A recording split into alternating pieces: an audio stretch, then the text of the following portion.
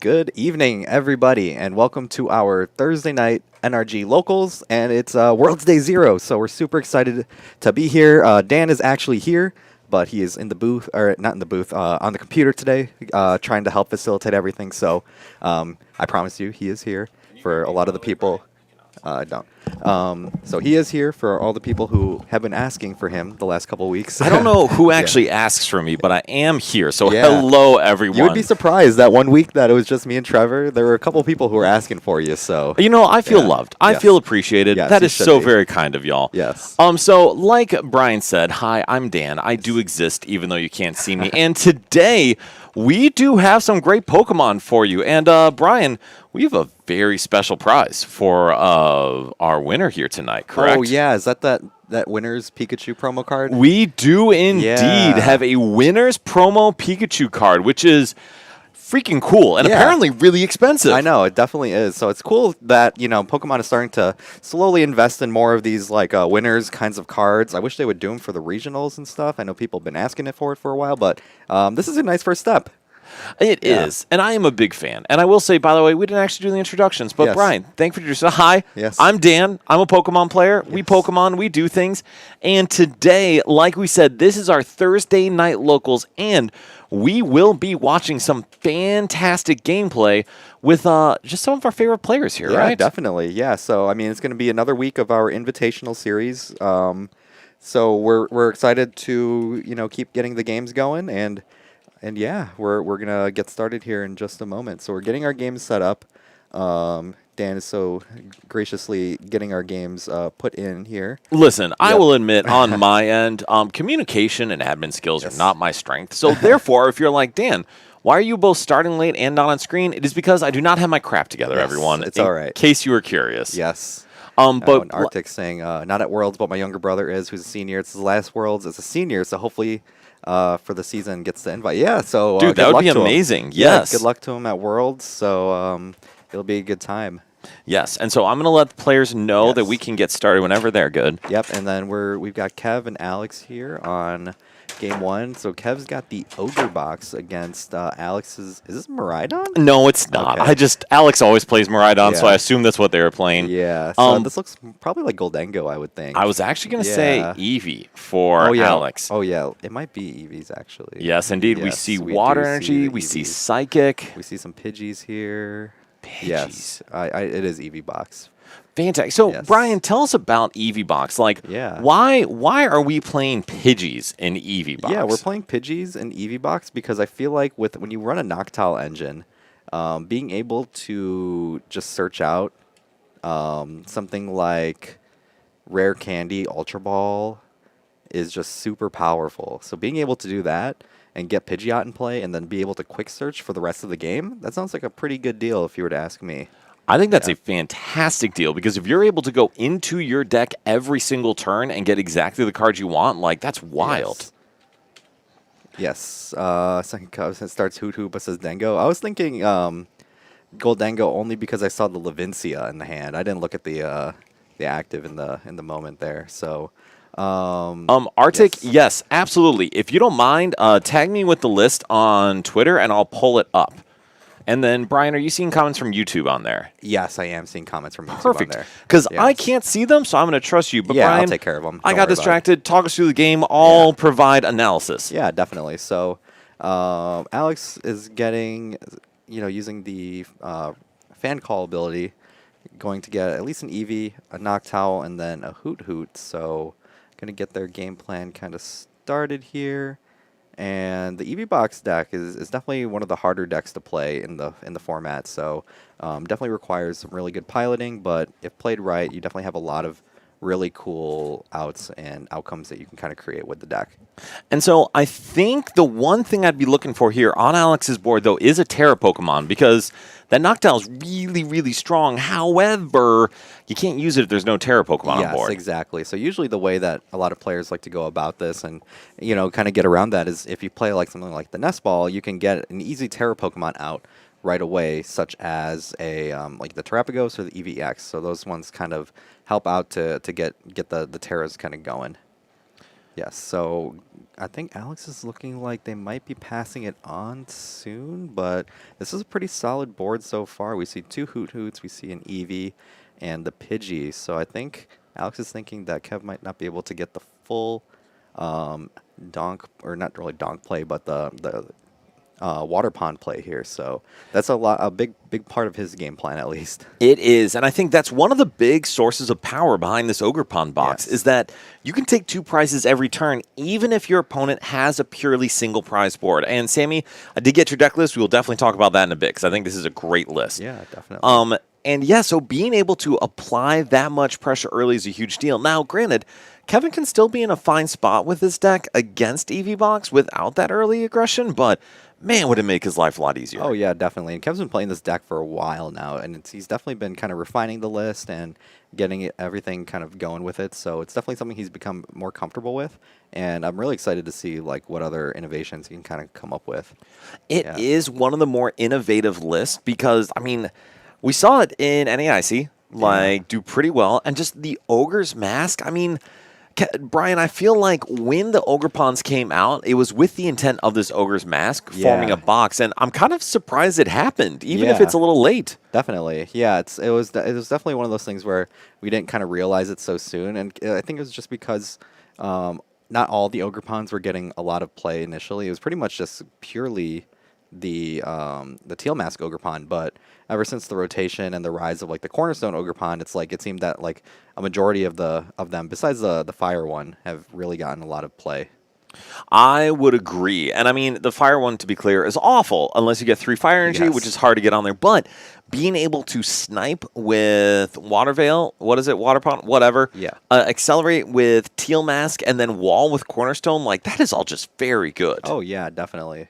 So going on to Kev's turn here, doesn't feel great to discard all of these pieces here, but it looks like he's going to go for the Iono first, which I definitely kind of like. I like that decision too, because like you said, there are some really important pieces in his hand that he did not want to get rid of, and Alex didn't put a Terra Pokemon down, which meant they clearly had an out to a Terra Pokemon in hand. Yeah, definitely. So looking at his hand now, it's not looking much better here. Yeah, got like a Research, Penny, got a couple energies. Not looking too good here. It might be a Squawk Angle here now, so he's going to go for it. Doesn't feel good to have a couple of those energies going into the discard already, but 6 fresh cards for Kev here. Let's see what he kind of grabs.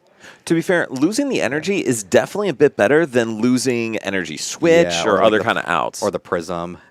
Yeah, definitely. So, I mean, he's got the Night Stretcher to bring stuff back. So, the Ultra Ball, I'm thinking he's going to he might play that to grab a Teal Mask. And then hopefully he can start switching some of those energies. And then maybe he'll be able to get an early knockout here. So, Arctic, I do think the Pidgeot line is a liability in a Pult. But if you can evolve it up, not that much anymore. And Darmanitan, Dusknoir, Pidgeot. Brian, that would be so sick. I do think Dusknoir, as much as it is used, there are so many more applications for this thing. Oh yeah, definitely. So there's a lot of cool stuff I feel like you can kind of do, but I kind of like the idea of it because I know John Roberts been playing a lot of like Charizard and stuff like that, but it was like Charizard and Dusknoir only. You know, it wasn't like with a Pidgeot line or anything like that. So seeing like stuff like that, it definitely seems like it's very up his alley. That would make sense because that is wild. And what was I going to say? So, yeah, so Kevin gets down that Teal Mask Ogre Pond. I mean, Brian, what's the goal for the rest of this turn? Yeah, I think we're trying to get an attack here. Even though it's going to be probably a single prize attack here, we do have the Teal Dance going into the energy switch into the Clefairy. So that'll be a pretty easy knockout onto this Hoot Hoot. And the nice thing, too, is that the Legacy Energy is on the Clefairy, so it's going to make it essentially a one-prize Pokemon. Do you think knocking out this Hoot Hoot is worth it? I would say I still think it is, just because it's just one less, one less Jewel Seeker, pretty much for Alex. So I don't think it's like a terrible decision. It's not the most optimal, I feel like. I mean, if you were able to get a knockout on like the lone Eevee or the lone Pidgey, I feel like that's much more effective. But I don't think we can get too upset with just this kind of attack here. No, and with the A-Spec being Legacy Energy, you have a little less aggressiveness, but kind of like you said, you force a really awkward game plan for Alex. Yeah. Unless they use Briar, but you still force them to go and take 4 knockouts if they don't get their Briar play off. Yeah, definitely. All right, so going into Alex's turn, what's the move here? Yeah, so I think Alex is going to just want to have maybe get that Flareon in play. I mean, we do have the Terra, so we can place on the EVEX in hand, and then we can also use that the Noctowl that we grabbed, or that's in the hand as well, to get the attaching and all that started. So we do have Sparkling Crystal in hand as well, so that can also grab.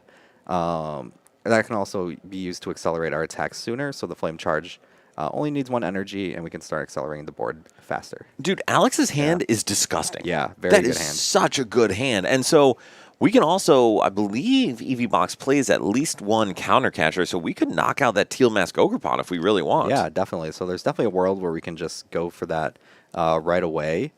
So it could definitely be one of those things that Kev was kind of like thinking about the last turn, to be like, maybe this could be kind of a detriment if we play this right away. For sure. And Sammy, Brian, do you think Kevin's deck is Oonga Boonga? It definitely is. I would say so. Okay. I definitely would think so. At least based off some of the lines that he's told me in the past that he's gone for, there's definitely some room for it, where he's just saying like he'll go for Donk and stuff like that. Like even against like stuff like Gardevoir, that's like one of the main win cons that he goes for that deck, because it is a harder matchup for him. And so I don't know if I agree with the Oonga Boonga per se, because I do think there's enough lines and complexity where you have to take more routes than just punch the active. Yeah, now, there's definitely Oonga Boonga qualities. Correct. There is an Ooga Boonga line in every turn. Yeah. All right, so then Brian, walk us through Alex's turn. What's happening here? Yeah, so we're going to play this Ultra Ball first, taking away the Leafeon and the Area 0, and this is most likely going to grab the Flareon EX. And from there, I think Alex just wanted to do a quick search, make sure that we have everything. But, maybe just searching out the Pidgeot EX. That could also be an option here. And maybe if we grab the Pidgeot, we can Jewel Seeker for the rare candy.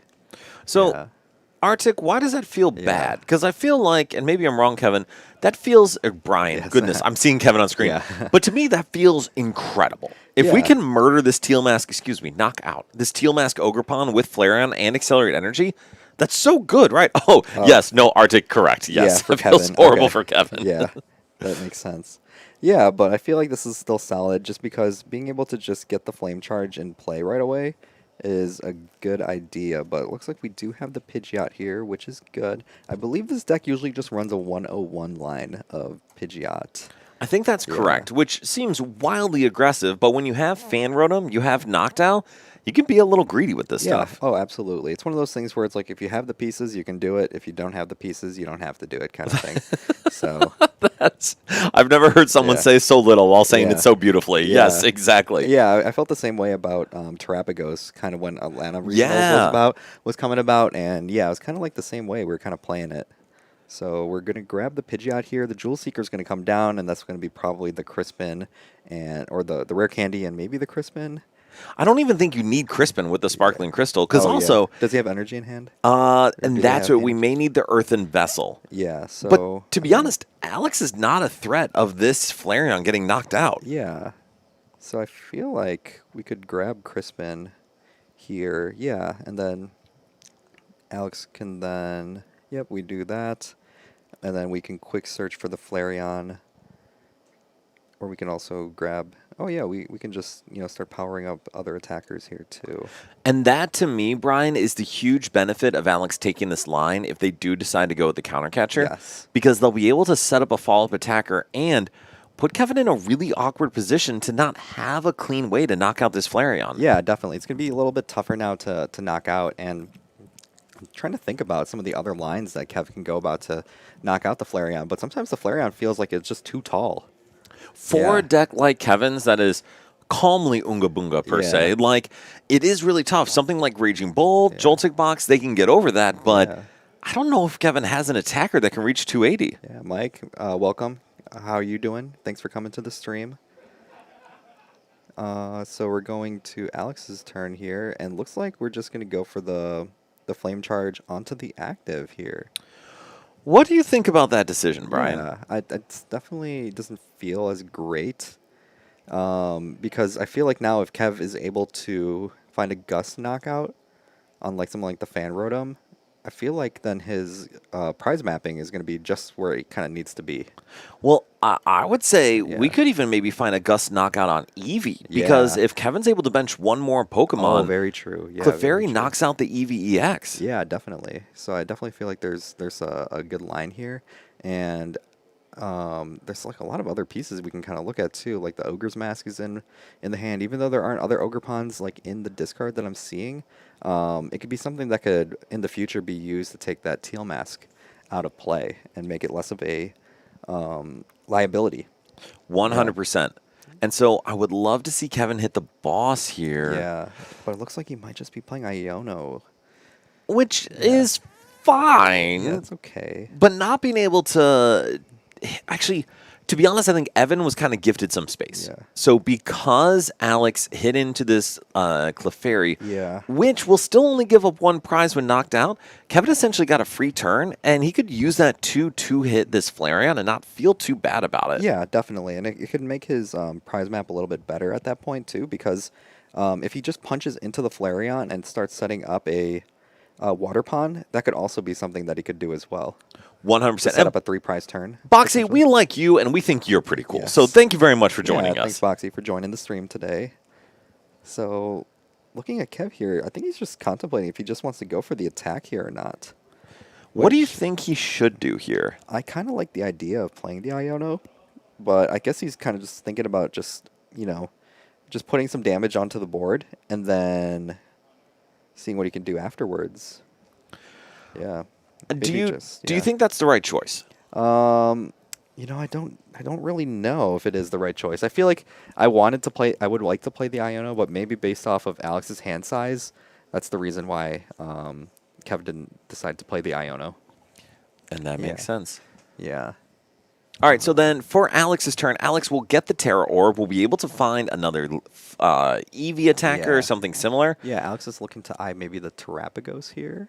which isn't Yeah. bad. But to be honest, Brian, I kind of want to see the Gust knockout on Ogerpon again. Yeah, definitely.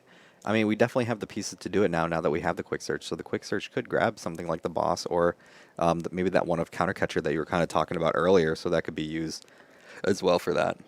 And I don't think that's bad. Yeah. Again, two-shotting for one prize feels kind of awful. So Yeah. I'm wondering what the line is here. Yeah. Oh, the enhanced hammer. Oh, wow, the E-hammer to take out the legacy energy. That is insane. I know. I saw the hammer come down. I thought it was a crushing hammer for a second. Jeez. Oh man. Um, So that changes a lot, actually. It does. Yeah. Brian, do you want to reply to comments? You want me to? Yeah, you can take these ones. I Yes. think, So, Boxy, wish you were here too. Yes. 2 commercials is awesome. That's yeah. good work. Super cool. Arctic, I also would not have minded that. Just taking a one prizer. The one advantage that Kevin has by taking sticking to a 2 prize knockouts from here is that it plays around Briar. Yeah. So it makes it much harder for Alex to play Briar and take a bonus prize. But Alex just took 2 prizes Yeah, anyway. just So straight up here we took are. 2 prizes anyways. Yeah. So yeah, if you're looking for the board, and then Kev's got 5 prizes now.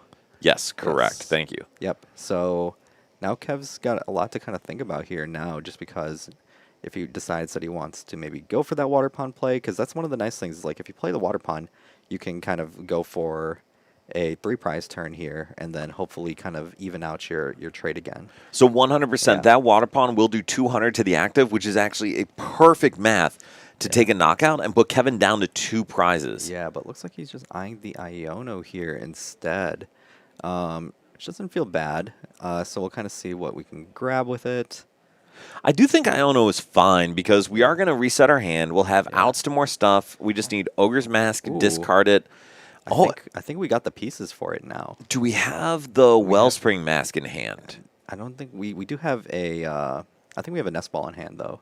That's pretty good. Yeah. So let's look for.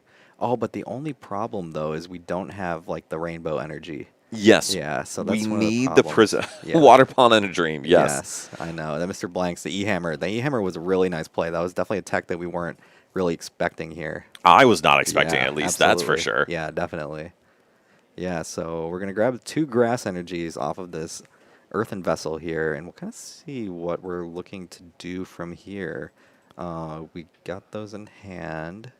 Well, and I would say on my end, I think, honestly, going into corner pawn for the knockout seems fine here. Yeah, but we. Oh, oh, this changes things now. But can we get the water pawn Yeah. out is the I know, question. that is the question. We do have the Ultra Ball, and we do have. Oh, an Trap goes E-switch. true. Arctic, thank you. Yeah. Do we have... Oh. Brian, why did we do that? Yeah, I don't know actually. Looks like we're trying to just have more discard fodder in the hand. That's what I'm thinking. Just so when we play that Ultra Ball, we can kind of get rid of a few more things. So I guess we can just take a knockout with the Teal Mask Ogre Pawn here. Yeah. And I guess we don't have an out to an Ogre's Mask. So the Water Pawn dream is kind of Yeah. dead on arrival. It definitely is, unfortunately. So then Yeah. for Kevin, Brian, what are we seeing here? What's the move? I think we might just try to go for the knockout here. We might just attach for turn on the Teal Mask. That's what I'm thinking here. And I don't think that's bad. Yeah. Because taking the knockout is good. Yeah, it's Alex, like the main attacker here. it is. Alex would have the guaranteed knockout, which is not good. Oh, boy, we can go for Yeah. Fez here. Yeah, doesn't feel bad either. But at this point now, it's like both players have full benches now, so something to kind of think about. So, and Brian, this is one thing I would say. I don't mind the Fez here. I almost would have liked to see Kevin hold the Earthen Vessel then. Because if we do draw into Teal Mask or an out to Teal Mask and the Ogre's Mask, we would still be able to pull off the Water Pawn play. Yeah, I think that's kind of like something he's looking to do. See if he can possibly draw into all of it and then set it up for later. Because I'm thinking he might not be able to fully set this up. Or maybe Alex might not even be able to take the knockout onto the Ogre Pawn the next turn as well. But it seems like there's a high chance. Well, I think Alex would certainly be able to. With Yeah. Pidgeot down, we could quick search for Night Stretcher. We could Yeah. quick search for the second Flareon. Yeah, we do need Area 0, though. Do we? Yeah, because Terapagos Unified Beatdown's only for... Oh, but Alex could just get Flareon back. Oh, that's true. Yeah. we Yeah, could so just- yeah. I think Alex is in a perfectly fine position, unfortunately, for Kevin. Yes. Yeah, so I guess we're looking at the Prism Energy now, just as attachment for turn. What do you Yeah. think about that? I think, I mean, if he had the Water Pond play, he definitely would have preferred that, but it seems to be all that we can kind of do here. I guess Yeah. my question is, I don't know why we attach Prism instead of Grass. Yeah, that's fair. I think it's definitely better to just do that instead, just because we want to be able to retain the Prism Energy for, the sake of being able to have other attackers to use. Certainly. Yeah. All right, so then, Brian, talk us through this turn. Yep. So the Pidgeot's in the active, free retreat, which is really nice. Alex is eyeing, is that potentially a Nest Ball to grab something else here? And that might be their own Fez here. Which is pretty good. Yeah, which would be pretty good, but looks like we might not have it in the deck here. So, oh, it is right there. Yeah, right at the end of the deck. So we'll grab the Fez and then start drawing a lot more cards here. So the Fez will be pretty good just to see what kind of pieces we have before using the quick search to grab another piece to kind of complete the turn that we kind of want here. So And that's really Yeah. good sequencing, I think, because Definitely. whenever we do have something that searches out a single piece or something like that, I think it's really important to sequence so that way you can make decisions with as much information as possible. And in this case, like you were saying, Brian, we can quick search for one piece, but Fez just gives us more cards in hand. yeah, definitely. We are going to see the flip the script that Yep. Kevin's very excited about. Yeah. And then, yeah, Clefairy Psychic's good. Yeah, and then Area 0 too. So the Area 0 can also, open up the board for many more support Pokemon to kind of come down here as well. So that could be a really good play here. And Sammy, I would tend to agree. Yeah. Burning Charge on this Teal Mask Ogre Pawn probably wraps things up unless... Yeah. Because I don't really see a line back for Kevin if Alex takes a clean knockout here. Yeah, and then for one of our YouTube comments, Spoon Squad, expecting Terapagos to hit into the Teal Mask, and then Kev might be prepping the Prism to Ogre Mask into the Cornerstone. But I don't know if we can really get that play, though, just because it looks like this Teal Mask Ogre Pawn might be falling soon with the Night Stretcher that's in hand to grab the Flareon back. I think, yes, soon is like now. Yes. Like now it is super turbo dead. And Alex Yeah. still has Pidgeot to quick search. Yeah, so being able to get the Pidgeot, I feel like, is the most powerful part about this deck, just because, Quick Search has been such a good ability for so long.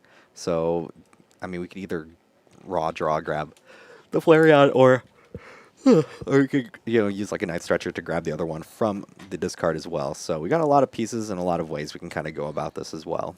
And I think that's one of the most powerful parts of Pidgeot EX is the amount of flexibility it gives you to just make the best decisions possible throughout the game. Because being able to just go in to get anything means in attacking decks, you can set stuff up, you can get your attackers. In combo decks, you can make your big shiny combo. In control decks, you can get whatever disruption piece you need.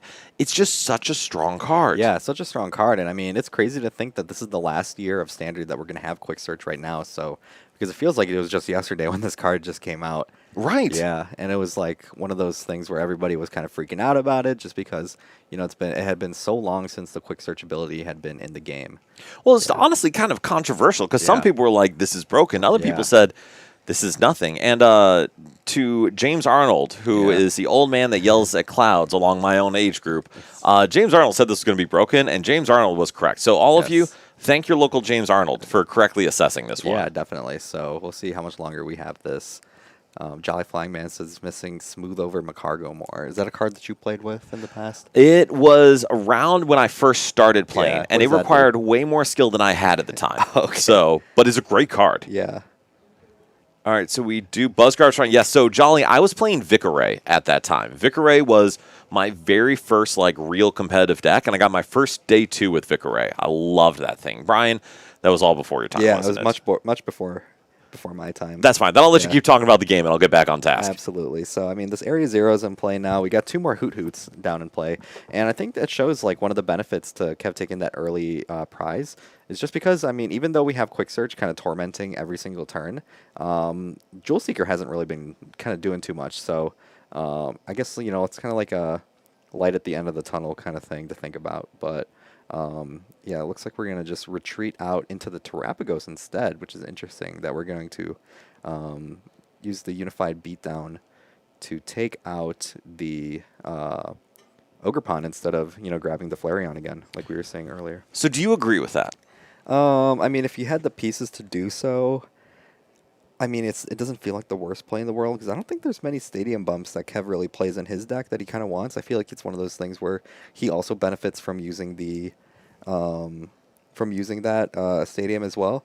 So I don't think it's the worst thing in the world. But I'm trying to figure out now what Kev can kind of do here now that Alex is down to 2 prizes here. So we can knock out Terrapagos with Bear. Yes, or we can knock out Eevee with Bear. That is also true. Yeah. But in that case, I think it is really important to bounce that stadium. Yes. Because we need a way to prevent Alex from taking an easy knockout. Yes, that's what I'm kind of thinking here, is that if there is another stadium type that Kev plays instead of just Area Zero here. Yeah. So I have another option, Brian. What's your other option? So Alex EVBox plays at most 1 Professor's Turo, right? Yeah. We have Waterpon. Waterpon has 2 attacks. Waterpon does have 2 attacks. That Sob may be the line for Kevin to get back into this game. That could be. Yeah, I could buy him a couple turns here. Because most decks right now rely on Latias, and then Alex obviously does not play Prime Catcher. So there's a chance Alex doesn't have access to Switch or something, and Kevin could steal some turns. Definitely. But I feel like it's too late in the game, though, in a way that, I don't know how much utility we can really get from this Sob before Alex is able to kind of set up another attacker to win the game here. Well, so here's the fun thing. It doesn't matter. It doesn't. Because Kevin doesn't need to go up in any follow-up attackers. Kevin would just need to Sob the Pheasantipede or something worth 2 prizes long enough to snipe Fez and a bench sitter. Yeah, that's fair. Yeah, so that could be something to kind of think about too then. I thought it was a good idea. That seems like a good idea. Yeah. But I feel like it's one of those plays too that if we're at a major event or anything like that, and you're under the stipulations of time rules and stuff like that, that could also be a little bit too hard to set up as well. So it could definitely be a challenge And Sammy, I'm saying Saab is a line. Yeah. So Got discarded. I'll have his tale about that later. But Yeah. Brian, keep talking us through this turn. Yeah, definitely. So looks like we loaded up the bench here on Kev's side. So we got a lot of attackers here that we could possibly use. Fez was used already. Good thing though that we do have the bear just in case we need some sort of attacker. But it looks like we're just gonna use. Oh, it looks like we're just gonna retreat and attach, and this might be a Saab play. I'm saying. Yeah, it looks like we're just gonna do that. Arctic, I would also tend to agree, but I do think Alex does play the switch. Yeah. So it looks like we just Saab, and there's the switch. And we see the switch. Yeah. Alex does take the win with Eevee Box over Ogre Box. Yeah. And do we have another game? We do not, because that other game was open over way faster. Oh, really? Yes. Oh, boy. So I'm actually going to kick you down a smidge, Yeah. Brian. I'm going to come join you in the booth for a little bit so we can talk through this. Yeah, definitely. So, I mean, one of the things that I think is important to note with this, you're not Dominic, you're that. With, like, these decks are, here, I'll scoot down one. Oh, yeah. So, no, I mean switch seats. Oh, switch seats, yeah. Yes, so I can bounce it on Oh, that one. yeah. Yeah. Definitely. Hello, everyone. Hello. I'm Dan. Nice to see you all again. But I feel like it's one of the interesting parts of the game right now. Neither of those decks, as much as Terrabox could be Oonga Boonga, neither are truly Oonga Boonga. You have a bunch of different lines and attackers. Like, that Eevee Box especially is crazy. Yeah, there's definitely a lot to kind of do with it. I think that's part of the reasons why it's so challenging of a deck to play is because there's so many pieces you got to kind of like, and resources you kind of have to keep track of. So, I mean, it's like a high risk, kind of high reward kind of deck as well, just because if you're kind of able to pilot it the right way, you know your lines, you can definitely dominate with it. 100%. And I mean, Jolly, I'm actually super curious what happens in Worlds because I do think E-Hammer has such value into, like, honestly, like 60-70% of the decks in the format right now. Yeah, definitely. Especially the decks, like the Dragapult like variants that are playing Neo Uppies. It's like it can really take those out of play so fast. Same with the stuff that plays Luminous. Yes. So E-Hammer is actually in place to be a very strong card. And even stuff like Charizard is playing one Luminous from Monkey Dory because Monkey Dory is everywhere. Yeah, that's definitely another one to kind of think about as well. So, I mean, when everything is playing Luminous energy or some sort of rainbow energy, I mean, gotta have to respect it somehow. I would agree. Yeah. Now, granted, there are not a ton of decks that I think could play or search it out effectively. And so, Jolly, to your point, knocked out decks, that's such a cool inclusion. Yeah. Typhlosion may not be able to fit it because they got a whole lot more they need going on there. Yeah, definitely. I mean, when you're at the point where you have to play that redeemable ticket, yes, that's where you kind of know that you don't have room for it. That takes up some slots. Yeah. All right, so Brian, we are on the World's Eve, as you said. Yes. Worlds 2025 starts tomorrow. It's exciting, dude. Yeah. It is, and I'm a little sad to not be out in Anaheim for it. Yeah, I mean, I think the only thing I'm glad is that I have the day off to kind of watch all day. So. Ooh, nice. Okay. Yeah, so I'm excited for that at least. So. Yeah, so got something to kind of look forward to. Yeah. I love it. I had my day off yesterday. Luckily, I got to hang out with Baby, but it did not involve any Pokemon, so that's fine. That's all right. You got today for it. Exactly. Yeah. So, Brian, if you were playing in the World Championships tomorrow, and you were like, hey, I got to get all the way to the finals, get that auto invite next year, win a cool 50K, whatever. Yep. What would you be playing? I probably would have played some sort of Dragapult. Okay. I feel like Dragapult Dusknoir was in a really good space. That's probably like the number one. And I feel like my other picks, I actually really like Charizard right now. It doesn't feel great. I feel like a lot of the top players haven't really been rating it very high, but I feel like Charizard can actually do some damage this format. I don't know if y'all watched the charity event, but I got cooked by, well, not cooked. It was actually a pretty good round. It was a very good set, and I think that's part of the reason why I've really considered Charizard is because the reason why Charizard, to me, got pushed out of the format so much is because of Dragapult. Yeah. But now seeing that it can actually beat Dragapult, it seems good. I will say, I think it can, like, straight Pult, it cooks. Yeah. Zard Pult, Charizard, straight up Charizard probably still wins, or at least close. I think just Dusknoir Dragapult, like you're saying, Arctic, I think it's the best deck in format. Oh, yeah. Now, I think Guardy will have probably the most success just based on player selection. Yeah, definitely. Especially when it's like the top 1% of players that are going to be there and all of them are good at Gardevoir. Yes. Then, yeah. But I will say, I think Pult Dusk or Dusk Pult has a fine Guardy matchup. It's close. It definitely does. And I mean, based off of like even though this is a couple formats ago when I bought the masterclass that Aiden Kuz and Brent Tonneson did about the Yeah. deck, like they broke down the matchup and stuff like that, and I feel like a lot of it kind of remains very similar, even though there are a lot of changing pieces in it. I feel like the matchup largely stays kind of very similar to what they kind of discussed. I think that makes sense. Yeah. And Coda, I agree. I think Yeah. Zard is very underrated right Oh now. yeah, definitely. Yeah, I actually really like Zard at the moment. I think it's good. So then, Yeah. Brian, while I check on pairings Yeah. here, let me ask, would you rather play the Pidgeot Zard, Dust Zard? What is your Zard of choice here? I'd probably play the Pidgeot Zard that plays like the Luminous Monkey Dory package. Okay. I think that one is probably the best one. I did like the Zard Dusk that Azul played for a little bit too, and I think John Roberts kind of made like a very similar skeleton to it. Yeah. That one felt pretty cool too because you played like heavy research count, and you were able to draw into like your Klops pieces and stuff like that. It was a TM Evo deck. Those ones definitely felt. It was a very fun deck to play, but I feel like out of all the variants, I feel like playing Pidgeot Zard, like, the regular way that we've always been playing it is definitely the way to do it. And I don't mind that. Like, the deck was so good for a reason. Like, it Yeah. has the most inevitable attacker Yeah. in the game, highest HP of a stage 2 that's playable in the game. Mm-hmm. You have search any card out of your deck every turn, like, on your board. Dude, that's insane. Yeah, definitely. And Arctic, I actually agree with. I really do agree with that take that you have. Is that even like though like Guardia is like probably seen as best deck in the format, and there's gonna be a lot of really good Gardevoir players going to the event. I do feel like the Grimmsnarl matchup and the Dengo matchup will kind of hurt the chances of it to go really really far. I mean, obviously, like Henry Chow is probably gonna, do his thing. Same with Michael Davidson, but. I feel like it does definitely struggle a little bit more. Yeah. So I will say this. Michael Davidson and I hit in a cup on the Sunday. We decided ID, but we played out a few fun games. Yeah. I won every game of Dragon Ball Okay, Dusknoir against okay, Michael. Now, granted, okay. really need to stress that Michael and I talked through the game. Yes. So definitely had some help on his end. But, Yeah.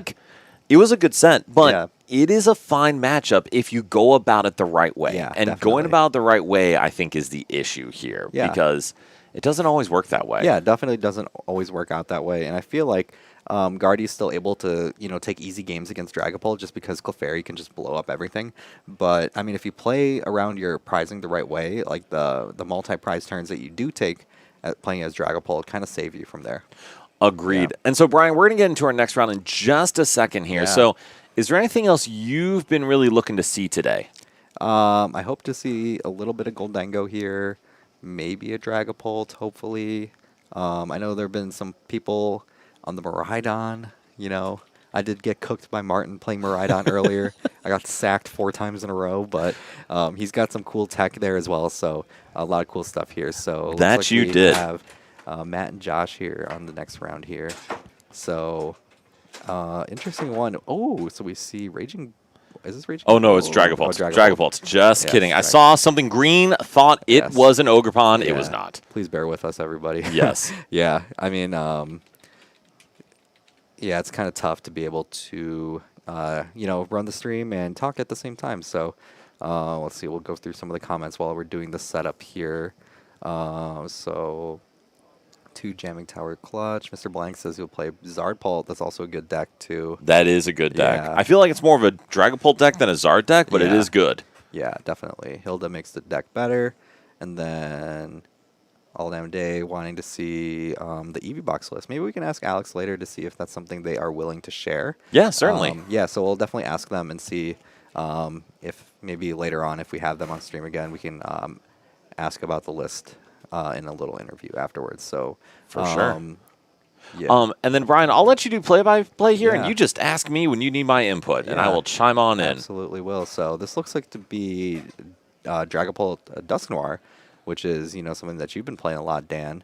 But we played down the Jamming Tower, and we're going to we're going to attach to the Duskull. What do you think about that? Oh, I think Matt knows what the heck is happening here. Yeah. So, as I have on the screen here, you see Duraludons, but really, Yeah, this is an Aegislash deck. it is an Aegislash deck. So I think Matt knows what's going on here. Now, to be fair, I still completely disagree with that decision to Yeah. attach to the Duskull, but Yeah. we don't need to worry about that. Yeah, definitely. So we'll kind of see what happens. This might just be like using the Dracloaks as like a draw engine, and maybe we just attack with like the Dusknoir pieces. It might be. thing. And I was talking with, I was talking to Ben a little bit earlier about this matchup into Crustle, not into Aegislash, Yeah. because who knew that was a thing? Yeah. But Dusknoir is your best attacker into Crustle if you decide to attack. And Arctic, I completely agree. There's a lot of non-Aegislash pieces there, and even if there is a Hone Edge or something coming down, you're about to item lock. That thing is alive for a little while. Yeah, definitely. So it's going to be a little tough to kind of piece out the knockouts for it. So we'll kind of see how we approach the rest of the turn here. But we're going to play Arven, grab Earthen Vessel here. I'm wondering what the tool might be. It might be like a TM Evo. I think TM Evo is really good if we're able to get Hone Edge pieces down. Yeah. Oh, but it's all gravity. And a Gravity Stone. Gravity Stone. Oh, my goodness. What is happening? We see an Iono going away? Brian, I have so many questions. Yeah, I've got a lot of questions too here. Oh, wait, never mind. My questions are answered. Oh, Yes. hammer and then take out Badoo. Sammy was typing at the same time I was Yeah, thinking it. Yes, I this know. poor little grass dude is going down. Yeah, this might be a quick one here because it doesn't look like Matt has too much else in the hand for the next turn. So we'll kind of see what we're looking at here. So, Brian, I have a question for you with this. Yes. Dragon Ball Dusknoir, obviously in this spot with Josh doing this, there's very little chance of Matt attacking if Matt does not play Rare Candy. Yeah, definitely. Do you think we should be playing Rare Candy in Dragapult? I think you shouldn't be playing more than one. And I feel like that's only to accelerate your like play to like get Dusknoir sooner. But besides that, I feel like the deck doesn't really need the rare candies. And I feel like that was something I was really struggling with the deck initially, is that you look for that rare candy play, kind of try to play it like a Charizard deck or something like that, but it's definitely not something you need to do, and you kind of just want to take the game slow. And so I will kindly completely disagree. Yeah. I played 2 Candy over in the cup on Sunday, and Rare Candy felt so freaking good in this deck. That's good to know, because I always thought of rare candy as like a crutch. Yes. But that's why I was like, trying to not play into it as much, or if I played it, I'd just play one. But yeah, I would love to play rare candy. Well, and I will happily yap about this, but first, just looking at the board, we do see Matt setting up a beautiful board, and to be honest, this is fine. I would almost want to see him get another Budu down, even if it's giving up a prize. Yeah, definitely. And so Sammy, I think he's attaching a Dreepy now because it was the Neo Uppy, and I think he's willing to sacrifice this Duskull, but wanted to have Dragapult attack available since no Hone Edge hit the board. Yeah, that could also be pretty decent too, just because no Hone Edge on the board. This is looking like it's almost looking like it's just an Archaludon deck at the moment. Yeah. For sure. Yeah. All right, and so on Matt's end, as much as you don't want to leave this Duskull in the active, I don't think it's too bad to give this up if need be. Yeah, Unless, Brian, then, you're seeing something else. And then Mike Morton's asking what you cut for the rare candy. We don't need to talk about that, Mike. Okay. No. So what I actually did is I cut Jamming Tower because it does have value, but Jamming Tower doesn't help you play the game. And then I also cut Maractus. Yeah. Because Maractus also does not let you play the game, but Rare Candy, buddy, can you play the game with it? Yeah, definitely. And I think he was also mentioning that he wanted to try maybe playing Switch. I would not mind a Switch. Yeah. Absolutely. But Brian, what is going on with Josh here? Yeah, so Josh finally gets some Hone Edge on there. Hone Edge onto the board, and then we also have the Vroom. So the Vroom is good because so now that we don't have the barrel in the format anymore, Reveroom's kind of become our single prize draw supporter kind of thing, which is good. Yeah. Just very, very good. Yeah. And so I'm looking at this Hone Edge. It does indeed have 60 HP. And Brian, do you know what attack places 6 damage counters on the bench? Phantom Dive would do it. That is correct. Yeah. And that could be very problematic, although we do see 2 Hone Edge come down. Yeah. Yeah, definitely. So I feel like, to address Mike's question here that he had earlier, it feels hard to kind of take out a lot of cards, from the decks, because it feels like the lists are a little tight, but it kind of depends on your play style and kind of like the logic things that kind of like Dan was mentioning earlier. Because like for him, it's like it doesn't help you play the game, and he wants to play the game, but for other people, they want to have every tech imaginable. And I am very lame with my deck building decisions and tech choices because I literally just want to play the game and say whatever. They can do whatever they want within reason. I'm just going to win. Yeah, definitely. So we'll kind of see where we're going from there. But on Matt's side, so the Hone Edge, there's not really many of them really in play at the moment. So the Hilda is actually going to grab, let's see what it's going to grab here. Probably the Dragapult. I would assume so because Phantom Dive seems so good right now. Yeah. Does he have to reveal? Because I see it face down there. He does have to reveal. I imagine he's deciding what he's going to get before showing it. Yeah, for sure. Okay, cool. Yeah, it was definitely one of those interesting things that kind of took me a while to get used to. It's like, oh, I have to show my opponent what I'm grabbing here. But yeah, it's definitely a kind of thing to kind of get used to. But yeah, being able to grab the Fire Energy and the Dragapult is super good here just because now I think he needs an extra energy to be able to retreat. So he does not because of Jamming Tower. So Jamming Tower is turning off the Gravity Stone. Oh, that's right. That is right. So we could retreat it. I also, kind of like Sammy saying, I don't mind popping it if... Oh, Josh has 5 prizes. If it means that you can knock out both Hone Edge or something similar. Definitely. So... Oh, we could clear both Hone Edge from the board. This is huge. Holy. And then we're just playing a worse Duraludon deck, and that feels great for Matt. Yeah, it definitely does. So how does Matt pull this off? Yeah, so I think we're going to... There's a Clops. Oh, there isn't a Clops. Oh, so we can use the Monkey Dory, move some damage counters onto a Hone Edge, and... Looks like we can. Ooh, how else are we going to sequence this, Dan? Because I can see like a line to put 3 more to get the knockout, but. So I actually would like to. Interesting. So I don't like that. Yeah, I feel like if you're gonna go for the play, you kind of have to. I feel like you kind of have to just commit to it and take everything out at the same time. So I agree. I think we need to commit to the bit. And is there a reason why you think he didn't pop a Dusclops? Yeah, I don't know why. Maybe he didn't have one in hand. Did he have one? I'm trying to figure out now. That Yeah. I do not know. Oh, and then for Monster Man, no Gravity Stone at the moment because of the Jamming Tower. Yes. Oh, well, okay, never mind. Josh's hand is unfortunately dead. Yeah. So if Matt does have a boss's orders here and access to a Dusclops, that is just going to be game over. Yeah, definitely. So we see the Dusclops here now.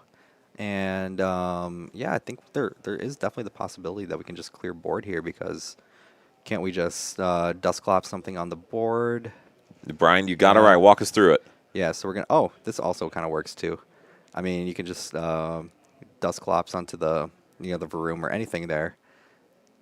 Oh. And you know what? Or you could just do that. We can just clear it all away. Yeah. Pop the 2. Yeah, and then clear the board. And we see Matt take the win over Aegislash, which just did not play the game. Yeah, just didn't play the game. So, hate to see it. But we got Larry playing Dragapult Dusknoir as well against Fredo playing the Grimmsnarl here. So we'll definitely be changing this up here so we can... my bad. Yep. Yeah, so we can definitely get this to be a little bit more accurate. But this deck's definitely really showing up here, the Dragapult Dusknoir. It is. Now, granted, it is only round 2, so there's still a lot of game left to play. Yeah. But, dude, I honestly think it's the best deck in format, especially playing more games against Guardy. I really think it's best deck in format. Yeah, definitely. I mean, Dragapult's definitely still living up to being the big bad that it is. Yeah, there's definitely still a lot of things that I can kind of do here. So, Night Stretcher is going to grab the Dragapult EX here, and then looks like we have... Ooh, are we going to play the research here? It looks like we don't have a basic energy to attach to that Dragapult, so that Luminous unfortunately does not help. Yeah, so I think we're going to be looking at the research here, so hopefully Larry was going to be able to draw something here, but looks like we might try to maybe gust up something else here. Maybe we're going to actually just play the research and not use the counter catcher here. So, and I didn't see when we pulled up the game, was this Dusclops around last turn? That I wouldn't know. I want to assume no. So I feel like it was just It was just a skull. Yeah, that's what I want to assume, but I don't know for sure. So I would say if it was a Dusclops, there is a chance to knock out this Grimmsnarl. Yeah, definitely. And so I'm going to give a little feedback to Larry here, because actually Larry's incredibly good at sequencing, but there, that to me was a bit of an issue. Whenever we do our energy attachments, do our evolutions, do all of this before we have all the information available to us, we're kind of setting ourselves up for failure. Yeah. And we saw that with Larry getting the Neo Upper off of that. Yeah, definitely. So it looks like we're just going to go for the swing here, and we're going to take the knockout. Yes, we see the knockout on the Morgrim on the bench. We see 200 to the active, and then 30 onto the Frostlass on the bench, or just 10. Or just 10, yeah, because I think he put 5. He's going to put 5 onto the Morgrim to take the knockout, to take yes. the knockout, yeah. All right, so we do see Larry go down to 5 prizes, staying in it. Alfredo's down to 1 Marty's Grimmsnarl piece, and it has 220 damage on it. Yeah. That's not ideal, one would say. Yeah, definitely, especially now that there's going to be damage kind of ticking onto the Grimmsnarl every single turn. But I guess one of the benefits, though, is that we'll still be able to, ping extra damage on the other side onto Larry's Pokemon here. And we still have the Spikemuth Gym to start setting up follow-up attackers as well. We do. Yeah. And getting that Monkey Dory down will certainly help as well. Yep. Because now we'll be able to apply a whole lot more pressure and even knock out this Cloak on on this turn. Yeah, definitely. So that's a big part too. Is that the Dragapult lists aren't really running Shaman, so these Dracloaks are never safe. Yeah. And actually, Arctic, that is the tough balance for this deck. Is you want to keep your draw engine alive with the Dracloaks. But every Dracloak on the board is absorbing damage from Frostlass. And now with 2 Frostlass down, that is a ton of pressure. Yes. And to address House of Cards, the Morgrim got knocked out because Larry had used a Dusclops to put 5 damage counters onto it, and then completed the knockout with a Phantom Dive. Yes, and so going into this turn, Brian, I got to say the one feedback I have for Alfredo here is it didn't make sense to put all 3 damage on that Dracloak, knowing that it's going to get knocked out either by Frostlass or by the Snipe from Grimmsnarl. Yeah, definitely. And I would agree with that too, just because a lot of the times you want the knockouts to kind of happen through checkup. Because if it happens through checkup, then Pheasantipity isn't active. Yes. And that's a huge deal then, because it really negates Larry's draw, especially if he loses a Dracloak in between turns. Absolutely, absolutely. So Alfredo's kind of thinking about what to do here for the rest of the turn, and it might just be a smack here soon. But I mean, Alfredo's got has some supporters that could be used here, like the Boss or the Ionos. I think that's what he's kind of contemplating on to use. So here's the big thing I see as a risk for Alfredo is that there's only 2 Marnie's pieces down. And against a lot of decks, that's all you need. But with Dragapult, Larry is 1 Monkey Dory, 1 Halucha, anything away from knocking out both the Grimmsnarl and the Impidimp. And I don't know where Alfredo goes from there. Yeah, definitely. So, ooh, Larry got a pretty decent hand here. Oh, we see the Fez off of that too, which is huge. Definitely. So, looks like we're going to see the knockout come down onto the Dracloak only. And going on to Larry's turn here, I'm wondering if we're going to see if we can kind of clear out the board of all the Marnie's pieces, if that's like the move here. I mean, to me at least, Brian, I think it's absolutely the move. I can't think of anything that would be better than clearing like Alfredo's board of attackers. Yeah, definitely. So we have like Nest Ball, we have Bear, we have Energy. So there's a lot of things we can kind of look for. Trying to think of what we kind of grab here first. If we're going to see, maybe we can Recon Directive, try to search the deck a little bit. Or if we maybe play the Night Stretcher, try to grab one of those Dracloaks back. That could be a possibility as well. So the only question is where's Halucha? Because if Halucha is on the top of the deck, we don't want to play these search cards. We just want to dig. I think that's why Larry's playing it. Playing the Spikemuth Gym is just to search out. And it does look like that the Halucha is in the deck. Yes, it is. So if we have an out to Ultra Ball or we see it off Recon Directive, I mean, Alfredo's not going to have an attacker next turn. Yeah, it's going to be super huge here for Larry to be able to take that knockout. So looks like we're going to just shuffle up the deck. And we were using Spikemuth Stadium, so obviously Larry doesn't play any Marnie's Pokemon. Yes. So then Brian, how does Larry sequence this turn? Yeah, that's what I'm trying to figure out here. So it looks like we're just going to grab the Night Stretcher first. I'm thinking it was going to be for a Dracloak, but I'm trying to think of what else he would want to grab here. Maybe another Dust Call, but he's grabbing Monkey Dory here, which is also pretty decent too. I think Monkey Dory is a great grab because you can expect that your active Dragapult will survive the turn because Alfredo has no attackers left on the board if you're able to use Luminous here. Yeah, and it looks like he's going to also put down the bear here. I do not want to see that. Yeah, I do not want to see the bear either, but I kind of just want to see the raw research here. Yeah. Brian, why would we bench the bear? I think he's thinking about benching the bear just in case he's not able to find it later on, but I feel like when you play so many Night Stretchers, you will find the bear somehow, some way. And I would agree. And it's also a huge liability that Alfredo could stick. Yeah, definitely. So we have Ultra Ball here. Ultra Ball can grab that Halucha, Yes. which is really huge here. So we're going to discard Double Budu, which is perfect, to grab Halucha. And I will say, Larry doesn't want to bench it. Like, Larry really, really, really does not want to bench it because that is an easy prize for Alfredo to clean up. Oh, yeah, absolutely. But I think that's part of the reason, too, why he's putting down Monkey Dory is just because as the damage starts to tick up on these Pokemon with abilities, the Monkey Dory is going to be able to kind of use it to clean it up a little bit. Agreed. Yep. So looks like we're going to Recon Directive here. And all Larry needs is a Luminous. Yeah, Luminous Energy. So looks like we grabbed... We did grab Boss, so unfortunately we do not find the Luminous, but it's not like one of those things we need right away. Exactly. So Larry can still put down this Halucha. We can still clear the board of Grimmsnarl pieces, and then also Larry will go down to 2 prizes. Yeah. Ooh. Oh. I don't know how I feel about that. I know how I feel about that. Yeah. I would have probably liked to see it on the Frostlass instead. I would tend to agree. Okay, Yeah. never mind. Fine. This is great for Larry because now we have a sustained board. We have attackers. We do, and even though we gave Alfredo a cheap prize in the Halucha, we took one away by evolving that cloak. So yeah, and we also buy a little bit of time here too because we took 3 prizes and we also took both attackers out.